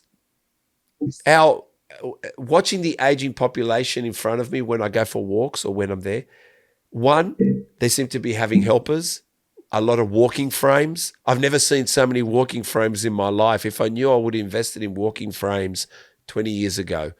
I never saw my yaya or older people in Greece or anywhere in Australia having walking frames, having wheelchairs, those walk carts. Daughter, let's not walk. You can drive to the supermarket on this little pushy. So what I'm getting is, what's happening? Why?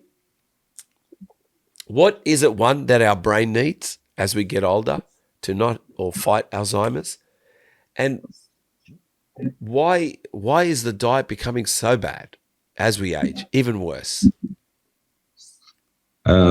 First of all, because we are not focusing anymore in what is vital when we're getting older, and that's collagen and protein. Yep.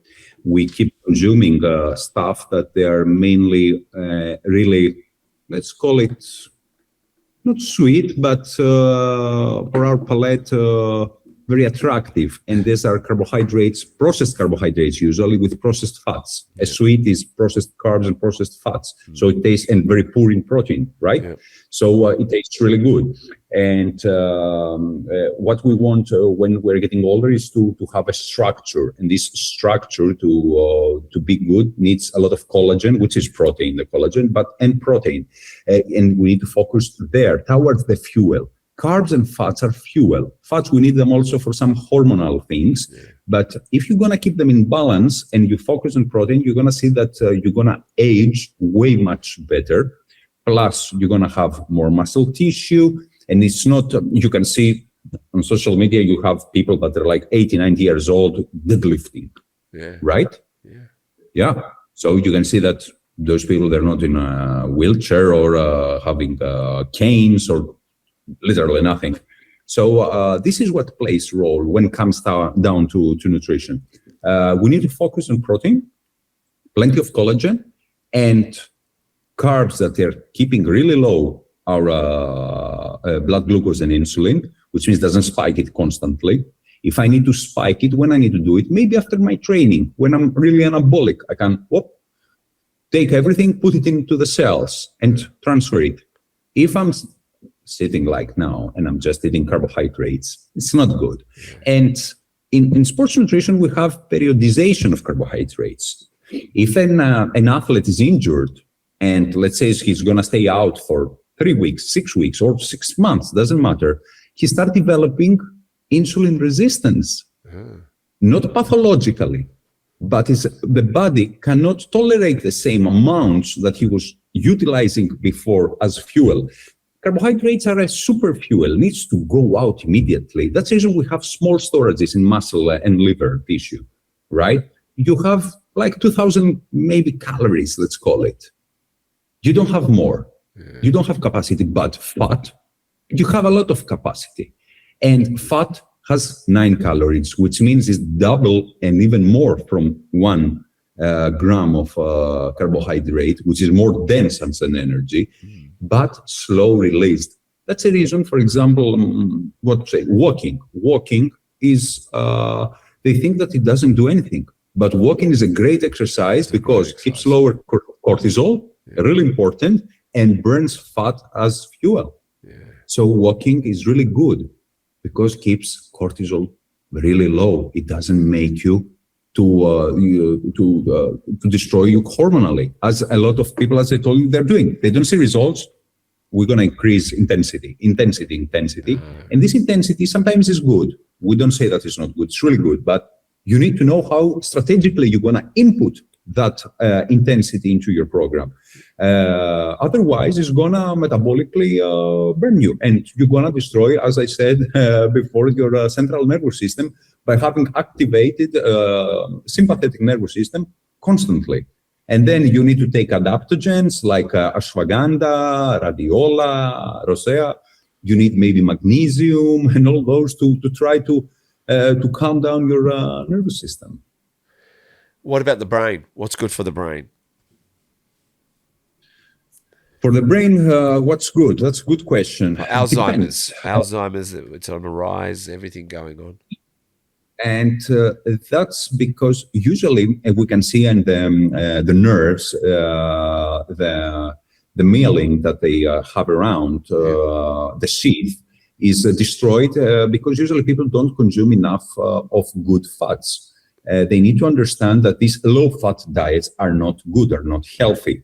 We need a certain amount. We don't seek to overeat fats, but we eat good fats like olive oil. We can have butter, we can have avocados, we can have these things that they're good fats in daily on our nutrition, at least 50 to 60 grams per day in order to help us, because human hormones have as a base the fats. You cannot create hormones. You need cholesterol. You need cholesterol in order to create the rest. It's a law. This is physiology.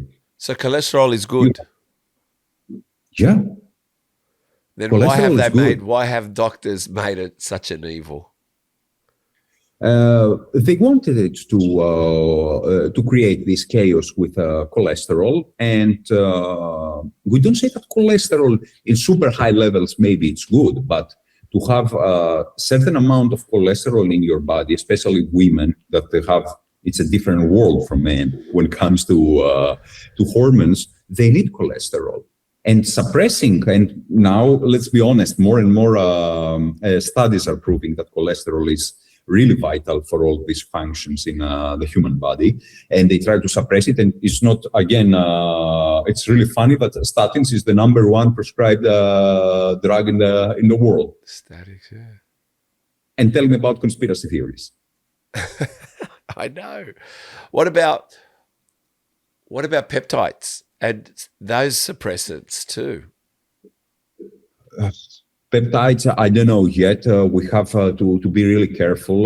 Whatever is external for me is to be monitored and to know what you are doing. Again, it's the same with the nutrition. You can follow this, you can follow that, you can inject this, you can inject that. So you need to be careful what you're injecting, who is giving it to you, if knows about this thing, and what are the minuses that you have in order to receive these peptides or a medicine or whatever it is, or a supplement. Let's start with the supplements, which is, let's call it the lightweight. You need to know. You take in electrolytes, and if you're going to do an excessive, you have diarrhea.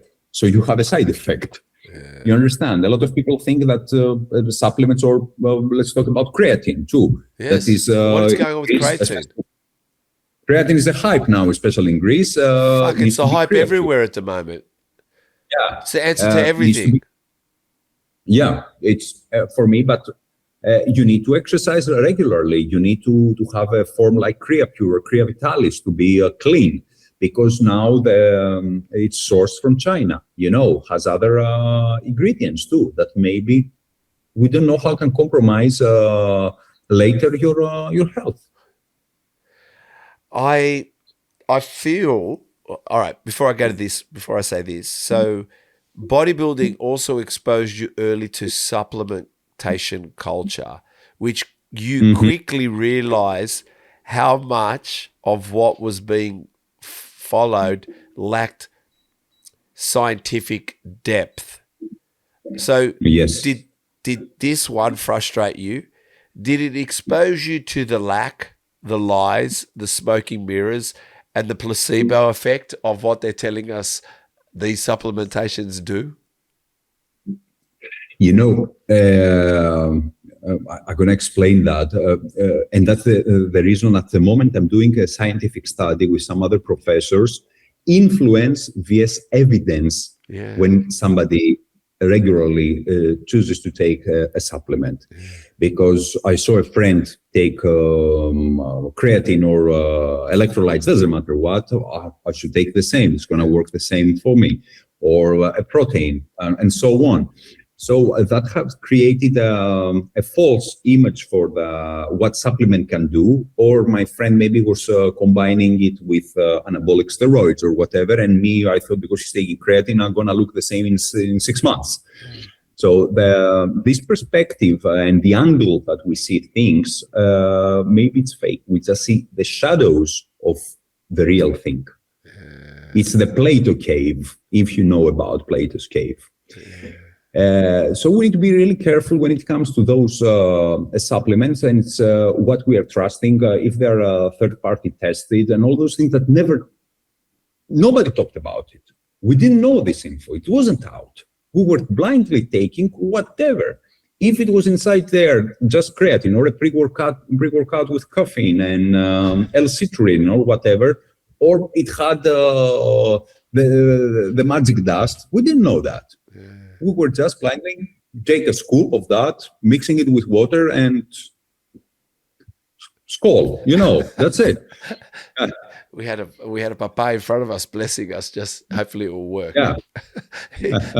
he's there with the crystal. So this is how I see supplements. Tell me. So what is the best form of vitamin C? What's the best form of vitamin C? If I said, what food should I take to get good vitamin C? What would you recommend? Food, definitely I will go for 3 things. As I told you, sea buckthorn, a concentrated juice, rose hip. You can take rose hip, even you can get juice, or you can take tea of rose hip, or acerola you can get, which is the Barbados cherries. They call the Barbados cherries, and they're pretty much similar to sea buckthorn, really high in vitamin C. and provide them, as I said, in cibacton and omegas and all those stuff that you cannot find in other sources of vitamin C, like pepper, tomato, and all these. They are good, but they don't have this content of in milligrams of vitamin C. Okay, so now in Greece or Europe, what's the biggest supplement company? What's their name? What's the name of the supplement company that, like, we've got here Blackmore's, we've got here whatever. What's the supplement company you see a lot in stores? What's the name? Mainly we have Optimum Nutrition. All right, so we'll go with Optimum Nutrition. So tell me, rosehip, Barbados berries, can I get the vitamin C by that supplement? Be careful, this is not a supplement. This is real food that you can get. That's more. Right. I'm saying, can I go to the pharmaceutical, not pharmacy, can I go to the vitamin, or no, can I just get a jar, open it up, and grab that tablet that says this is vitamin C, put it in my mouth? Have I fixed everything? That's it? No, I don't believe that you can fix everything. Because isn't that synthetic? How guaranteed is that? How much have they guaranteed us what's in that supplement? It's that, yeah, ascorbic acid. But the thing with ascorbic acid, we need to rely really hard on the form. And that's the reason now we have phospholipids transferring really fast whatever we have encapsulated inside. This is liposomal formulas. And or sucrosomic. You have or liposomal. Liposomal usually is the best because it's what is doing, increasing the bioavailability in the body. So we have 8 to 10 times more bioavailable vitamin C rather taking a simple pill of 1,000 milligrams. So I can deliver 200 or 300 milligrams because you don't need more than that of vitamin C against the regular synthetic from corn. Corn doesn't have ascorbic vitamin C, and they are making ascorbic acid out of that. Yeah. Funny. Also, I've realized I think you have about 100,000 followers, correct? Is that right? You roughly have on your Instagram? I don't know. What do you have on your Instagram? In fact, I have 125, I think, right, and on YouTube, yeah. So you have 125,000 followers. Yeah. So if I'm hypothetically speaking, if I have 1 million followers and I say I know nutrition, they're going to believe me more than they're going to believe you.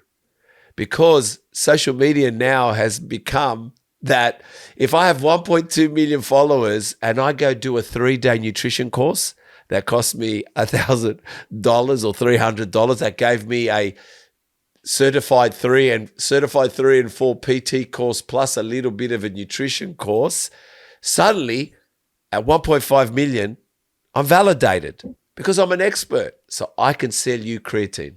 I can tell you anything I want. I can tell you how to diet. It hasn't social media killed experience, killed the person that has the knowledge? You know what's the problem with social media? The thing is that, yes, influencers that they don't have anything to do with nutrition or whatever it is in any profession, they manage to push away generally the educated people, let's call it, people who have degrees or whatever. Yes. So for us, it's what people they're going to believe. Maybe they're going to believe the influencer, but I think slowly, after a couple of years, people are able to filtrate the information and to understand that even though somebody has 1, 2, 3 million followers, doesn't matter, doesn't provide the real information. And it has been that the clever people, let's call it, that they study, they have a lot of degrees, PhDs, blah, blah, blah, they don't have a lot of followers. because they focus too much on science, and people want to hear simple things. They don't want to hear overcomplicated. It's how you transfer actually the information to the people. Is that something that people like yourself need to master as well? Not just that the fact that you're great in your studies, you're great in your findings, you're great, but how do you communicate that to the simple, to the people that maybe it's going to go over their head? So we have to simplify it so we do capture their attention, so we do help them. Because if we become showing that we are intelligent, they'll think we're too smart for our own boots. So in other words, are you also learning there's a new way to communicate today? Yeah, you can communicate to that. And that's the game for social media or whatever it is. It's as you know, the hook. How you can hook people to grab their attention. And okay, I started long ago. This is not that I started 1 or 2 years ago. And I was the first in Greece talking about low carb, ketogenic, and for example, carnivore diet. Nobody spoke before me. It was easy to lead this thing in such a small country like Greece or Cyprus, let's say, because we have a lot of viewers, Greek-speaking viewers from Cyprus. But for other countries where, for example, English, it's the main language, is total different. It's another game. We're talking about, let's say, USA, Australia, other English-speaking countries. It's really hard to compete there. You understand? And how you transfer this information and how the other person who's receiving the information can apply it, it plays a vital role. Yeah. 100%. I think I think that's the thing. I think sometimes we seem to be attracted, or as a society, we seem to like it. I don't know if the word dumbed down or in a comical sense. We seem to have to laugh over it to understand it. We seem to have to be entertained. It has to be, have you entertained me? If you haven't entertained me, I haven't learned something. So it seems like people want to be entertained. Can I ask you, what are the first 3 to 5 items one should put in their shopping list if they were going to make a shopping list today? What's 3 or 5 things that you said, please add this to your shopping list? Yeah, number 1, definitely eggs. I would not go without eggs. Eggs. Eggs, eggs are so versatile. You can make whatever you want. You can transfer them. It's so easy. For example, as I said, mincemeat is the same thing. I would say number 2, you can combine those 2 things and you can create amazing things. And then you can go for definitely omega-3 sources like fish, seafood. Of course, priority to our protein sources. And then you are choosing some fruits, veggies that you can play with, and of course, olive oil. Oh, veggies. Okay, now olive oil and eggs. I'm going to bring these 2 up quickly. Why do we have is there a limit of eggs? Because they've seemed to cap us on eggs. Is there a cap on eggs? How many eggs can we have in a day? There isn't a limit. You can eat as many as you can feel satiety. Maybe you can eat 4, maybe you can eat 8. It really doesn't matter. Eggs. We're breaking myths. Breaking myths. Yeah, mainly you can. They got a bad reputation because of cholesterol, but this is wrong. They cannot increase LDL or total cholesterol. They're increasing HDL, the good cholesterol, as the doctor is saying, and we must not compare the dietary cholesterol with the cholesterol that we see on our exams. It's not the same. I know. And what about olive oil? I mean, firstly, they've scared us with the calories. They scared the hell out of me with calories. They go like a Yeah. teaspoon of olive oil or 65 calories. So they've scared that I should eat a salad dry. Mhm. So what about Yeah. olive oil? Olive oil has, you need to be careful of the acidity. Why? It plays a role in the polyphenols that carries the olive oil, which means olive oil can be plain, it can be for general use, or can be medicinal. It's another purpose, you understand? Yep. It's that we're saying nutritional olive oil, to eat it, to enjoy it with our food, or has medicinal purposes. To have a lot of polyphenols, it means that it has medicinal purposes. And that's the reason very south, like for example, on the island of Crete, they have really low acidity olive oil, which has medicinal properties compared, let's say, from northern parts, which maybe because it's cold, the olives start producing one very bitter substance in order to protect itself from getting rotten. So this will pass when you're going to press it into create the olive oil. So that's the reason when it's the weather much better, 17, 18 degrees, those olives are way much better, and they have the olive oil we get, it has medicinal purposes. So that olive oil has two purposes: to eat it, to enjoy it, and of course get benefits from it. Okay. And how do we lose visceral fats? How do we lose visceral fats? Visceral fat, we're going to lose together with subcutaneous fat, which means we need to be on a mode of metabolizing fat, which means low insulin. If you have high insulin, you're storing fat. If you have low insulin, you are metabolizing fat. So the key here is to have low insulin in order to manage to transfer those lipids out, and these triglycerides out of your system.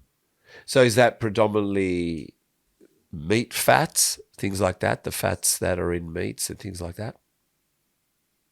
The fats can, the nutritional fats, you mean? Yeah. Yeah, the fat, it doesn't matter. The problem is metabolically how is somebody in order to create the environment with the nutrition. If metabolically you are very bent, you are not flexible, you are bended, it means that you need to eat more fat and less carb. If you are more flexible, metabolically flexible, you can eat and fats and carbs. You don't have issues. Flexibility is affected by fats. First? Flexibility? You mentioned flexibility is affected. Yes. Yeah, go ahead. The flexibility, gives you the possibility to metabolize fat and carbs any moment you need it, because the body works with energy systems. When your pulse rate is getting high, you're metabolizing more carbs, right? Yeah. You are into anaerobic system. Where in aerobic, you are metabolizing fat. When you're doing something that you have steady, like we said, the walking or a marathon, you metabolize fat, not so much glucose. As much is going up, then you metabolize more glucose. You need carbohydrates. High intensity needs carbohydrates. That's the reason football, basketball, that changes constantly. You need carbohydrates. But something that is steady, you don't need. That's we said. Very big molecule of energy in calories, 9 calories the fat, and you are slowly putting it out, and you keep a pace. But the other, you need burst of energy, you need carbohydrates. But somebody who is metabolically, as we said, not well, is compromised, what he can do? He can reduce the intensity, go to do walks, to do weightlifting, things that they don't need to, because it also will be very inflamed. It's going to have very high erythrocyte sedimentation rate. It's going to have hypersensitive CRP very high, which are markers for inflammation, which means can have an injury easily. So we want to reduce all that. And then slowly, as I'm getting metabolically way much better, I'm increasing my intensity. This is all, as I said, about strategy, how strategically I'm putting those stuff in my routine. What are your thoughts on steroids? Because obviously in sports, there is performance enhancing, but I do believe all that can be wasted, and you'd agree, without the correct diet, because we've got natural bodybuilding and then we've got performance enhanced dieting. But what I've noticed that a lot of people, when they come off steroids, sometimes they don't even look like they've ever trained. So what do you think of steroids?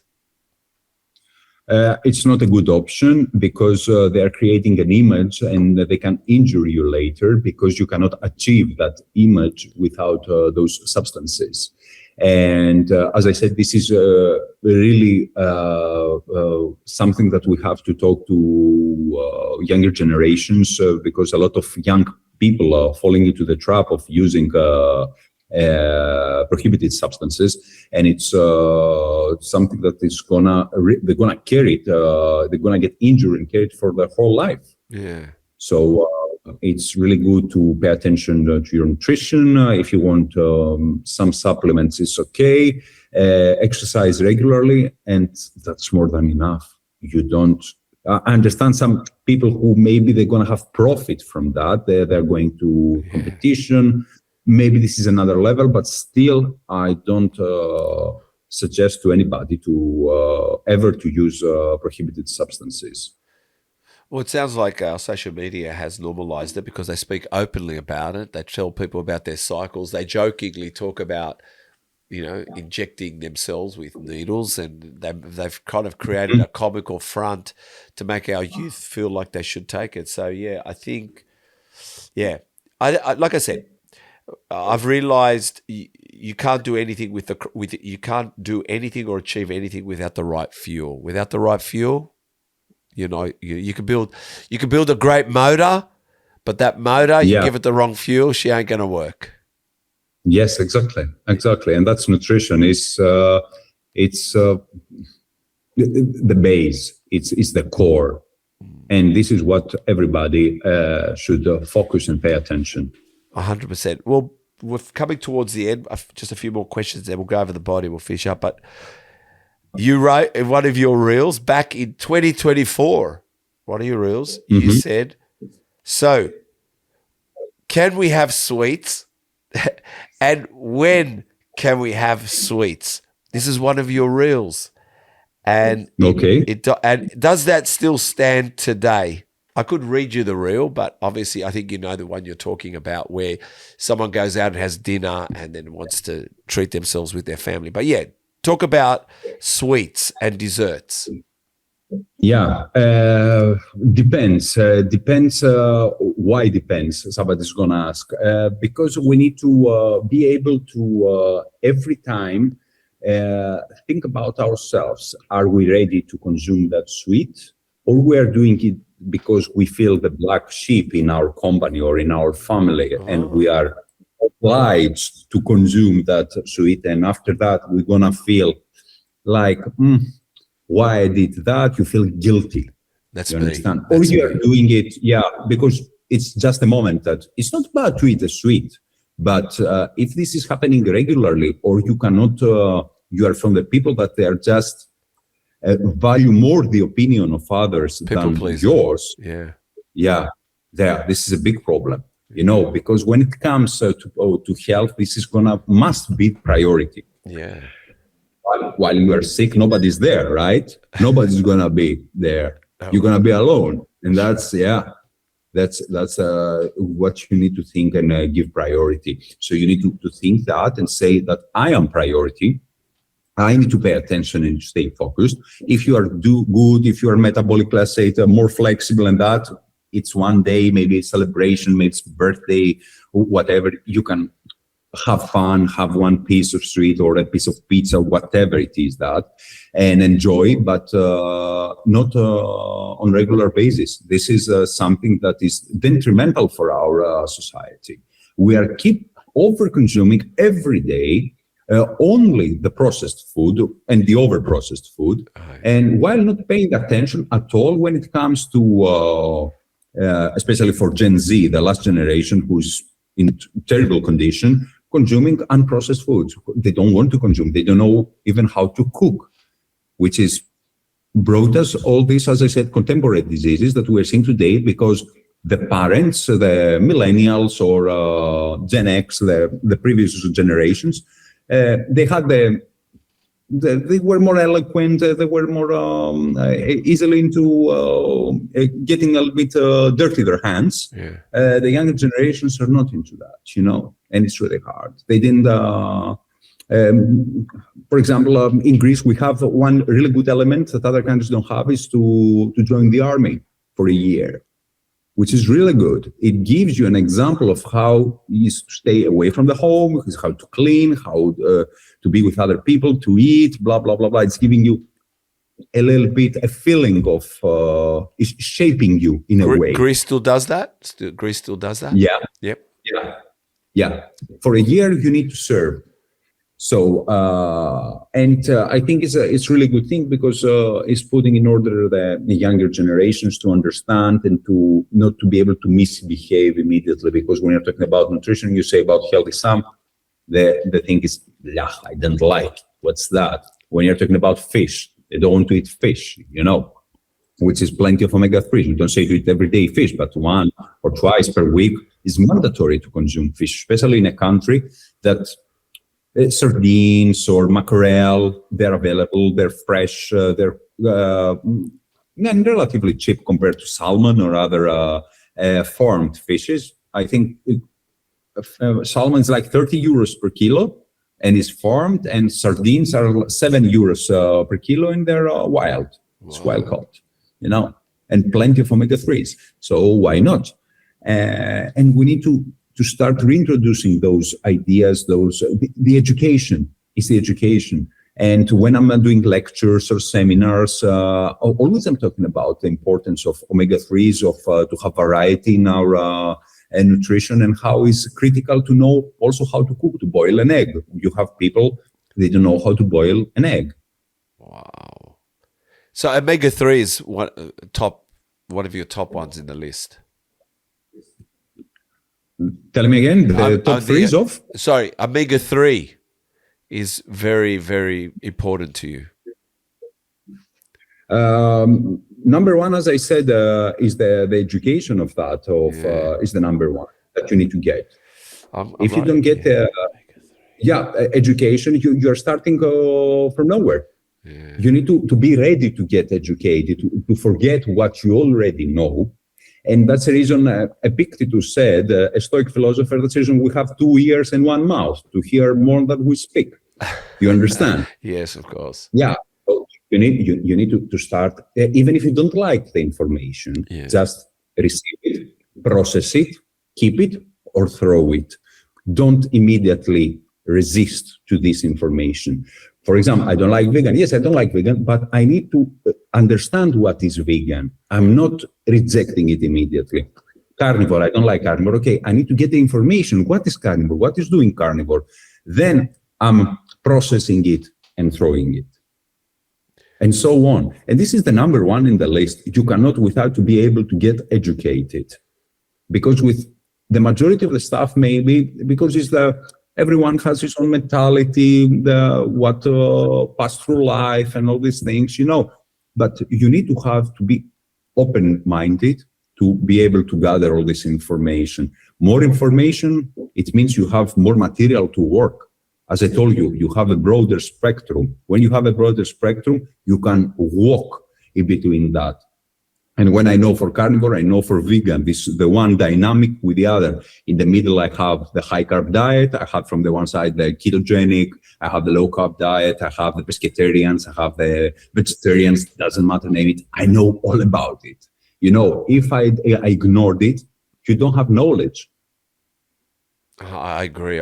What about, because we spoke for a second and I think we never really said too much. Intermittent fasting, how many times or how long? If so, when? Intermittent fasting, somebody can do daily or 14, 16 hours. Doesn't matter. It's okay. And what does it do? What are the benefits with intermittent fasting? The main benefit is you are metabolizing more fat for energy because you are relying on fats, right? You're 16 hours without a fuel, so the body, you are forcing the body to tap on those reserves, which is really good, especially if you are following a proper diet. But you need really good hydration. It's something that we need to mention. A lot of people are not getting well hydrated, and this increases cortisol if you are dehydrated. Wow. So we need to be well hydrated, receive magnesium, sodium, and potassium, which is really important to not to get to have side effects like maybe you're gonna have headache or you will not feel well, you're gonna feel tired, and so on. People that are experiencing that while they're following intermittent fasting.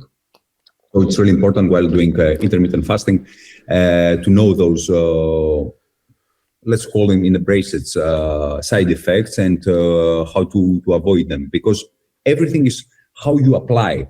I'm applying correctly intermittent fasting, I'm applying correctly ketogenic diet, or whatever it is. The application is the key to the success, and to understand the physiology, what changes the protocol that you're following at the moment. Is changing, as I said, my insulin is changing because the drop of insulin is going to increase aldosterone. Maybe you're going to need more salt, I'm going to feel more thirsty, and so on.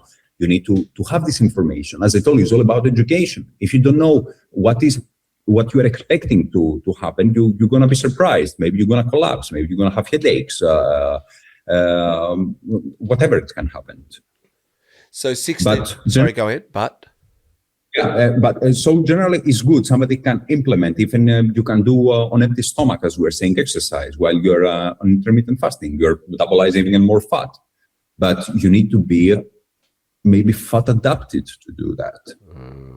Or maybe not. Maybe you're doing it, but you break your fast immediately after your training and you're eating your complete meal. It has to do with a lot of stuff, but it's not something negative. People are saying intermittent fasting is something negative, but it's really good because you're giving time to your gastrointestinal system not to work constantly. You don't have to work constantly. So, all right. So when we say 16 hours, we talk about you get 8 hours sleep. Is that best time after you've woken up to fast? When is it the best time to fast? Because everyone could go, I'll start at 12 and I will finish at 12, which is 12 hours, whatever it is, or whatever, however, how does it work? The best is if we can get our last meal around 8 o'clock, maybe 9 p.m. Yes. Okay, because then we're starting producing melatonin to going to sleep. Yep. If that moment you're starting consuming very big amounts of food, especially carbs and fats, melatonin, when it's increasing, is starting impairing insulin and, of course, lipase. So it means if I need to eat something, it needs to be more proteinish, especially people that are working those hours. Maybe they're working night shift, which is really hard.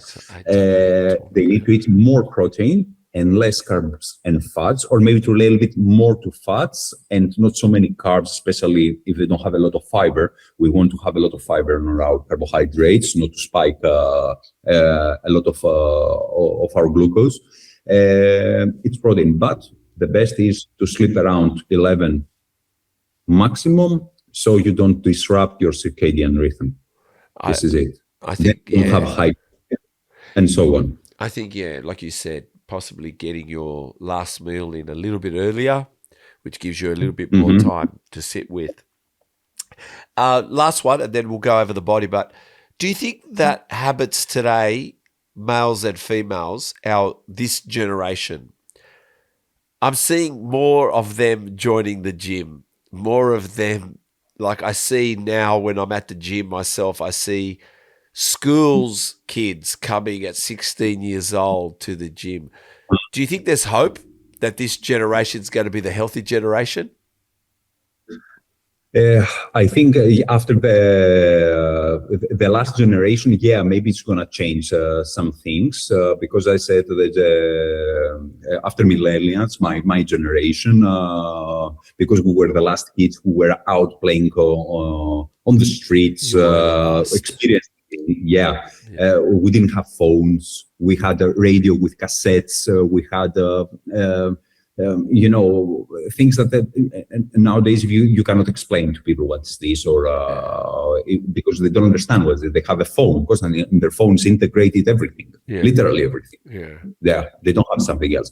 But I think there is hope for that, and that we are striving for to people to learn more about education. Because as I said, in education is nutrition. Nutrition should be starting from the primary school and understand how somebody needs to be able to cook, to synthesize a meal, literally everything. It's mandatory, and of course has exercise to be able to be fit every day. This is the canon of the Greek, let's call it daily routine of the antiquity. You need to be able to defend your city-state every moment. Wow. You understand? You are fit. So you are educated what to do. You are exercising daily. You are in shape to do that. And you are healthy parallel. It's so simple. As I told you, there isn't something which is hidden or something. It's lays in the antiquity. Just read the antiquity and you're gonna know what to apply today. That's it. We have so many books, so many things that we, for some weird reason, we want to ignore it. I understand we want to, as I said, because we are, it's the human curiosity to bring things from all around the world, to try this, to try that, the convenience, of course, of the modern days. But if you try to in a way, 50%, you don't have to do 100%, bring back the old stuff, you're going to see how you're going to transform your daily routine. It's going to be day with a night. So simple. I agree. I think I totally agree. So at this stage, your goals are clear. You want to continue contribute meaningfully to evidence-based sports nutrition, expand your research and education, impact both athletes and non-athletes, gaining control over their physiology in a world filled with confusion, misunderstanding. Ultimately, that's what drives you, is the impact and where you are today. Yeah, exactly. For me, that's it. To be able to build a stronger community that is evidence-based. That's what we are saying. Exactly. They have something ready, because actually, and Socrates said, if you want to do something, you don't have to work hard. Just copy already the job of somebody, and you are halfway there. You understand? Yeah. So that we need to do, so that the younger generation is going to be able to take this ready information, integrate it in what they have, and just work something new that is going to excel in that old. Because 2026, in 100 years, it's going to be far away. You understand? But and what they're going to have these people. And that's what we want to do with science, is just to evolve and to expand it. And that, as I see, because nutrition is not just I'm eating something to fill my stomach and that's it. It's not just survival anymore. It's a science that it has, as I say, soul. And we're here to try to help more and more people to get healthy, not to have to fight with hospitals, with doctors, and to get on their hands all the information that they need to get in order to understand better nutrition and to implement it and help themselves and their families, of course. Just like Alexander the Great, you mentioned, knew what his soldiers needed to survive and to be strong.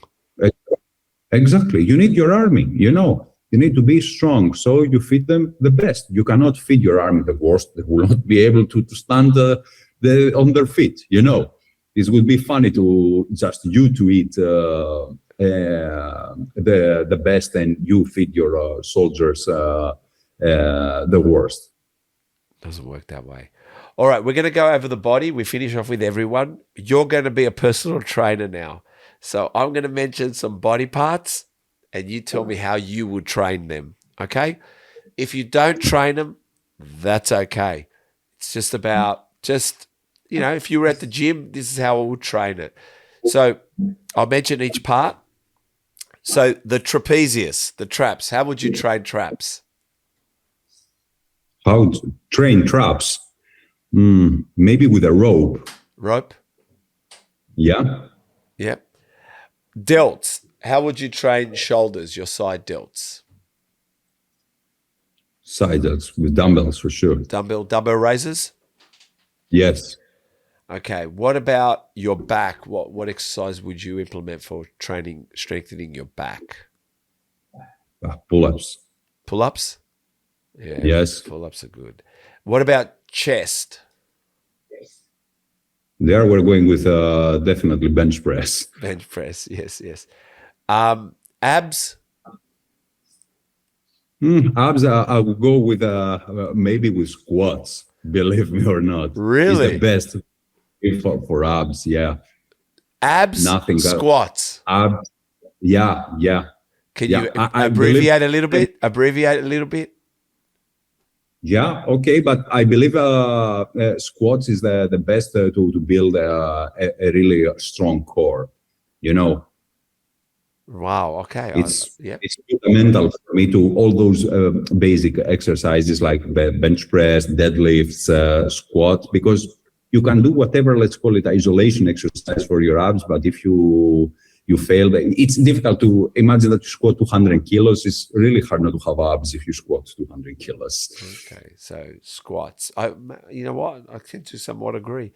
And we're going to get to quads in a second. What about bicep? Bicep, that's a good question. But maybe there you're gonna go with barbell. Barbell curls. Tricep? Curls, yeah. Tricep. Dips, yeah, that's a good one. Not many people have said dips. Well, look, I'm going for the whole body. The forearms, what about having strong forearms? Forearms, maybe again barbell, but to have opposite grip. With the barbell, you can do it. Yeah, opposite grip, reverse grip. Yeah. I've said that. Yeah, it's good. What's a great exercise for quads?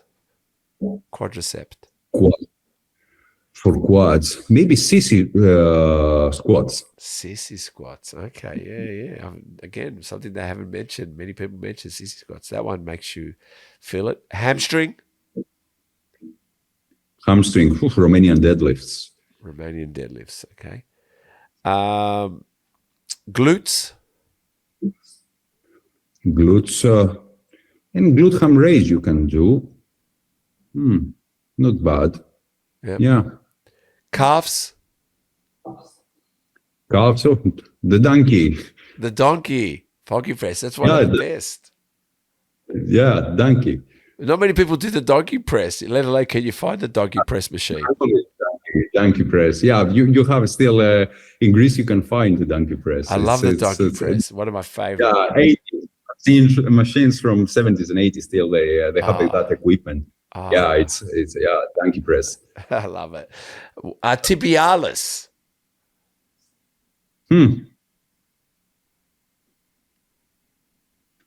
What you can do?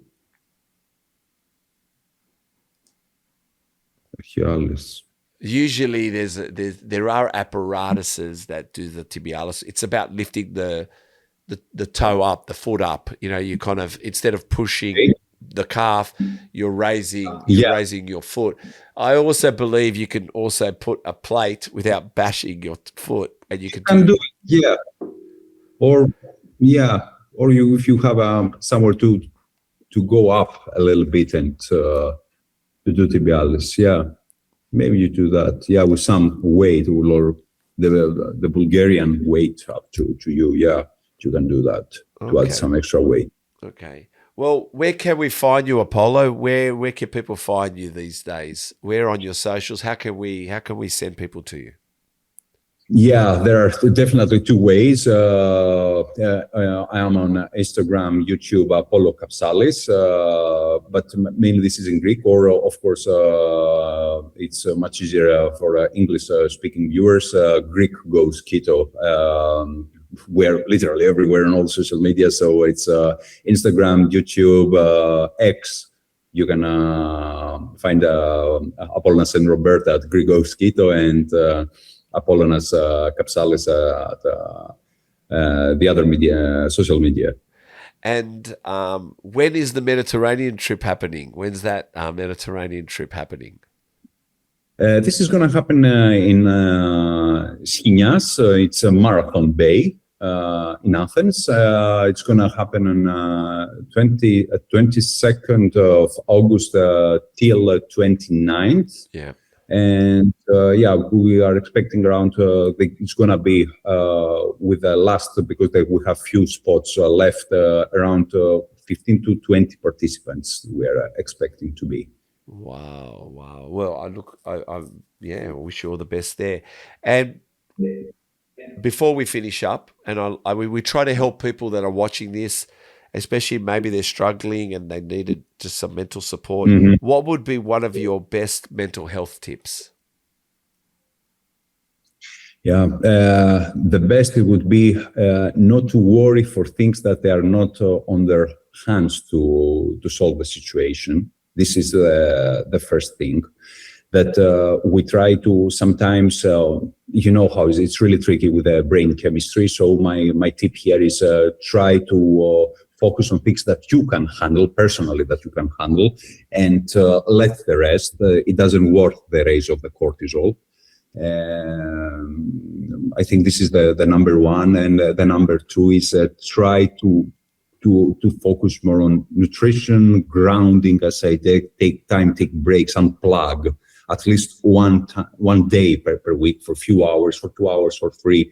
As I'm doing sometimes when I'm abroad with schools or with kids, we're doing half a day without screen, taking phones, laptops, everything away for half a day. And you can see that 12 hours, they're like bees and wasps, I would say, not bees. They're frustrated that they don't have. So try to unplug for several hours. For 2 hours is good.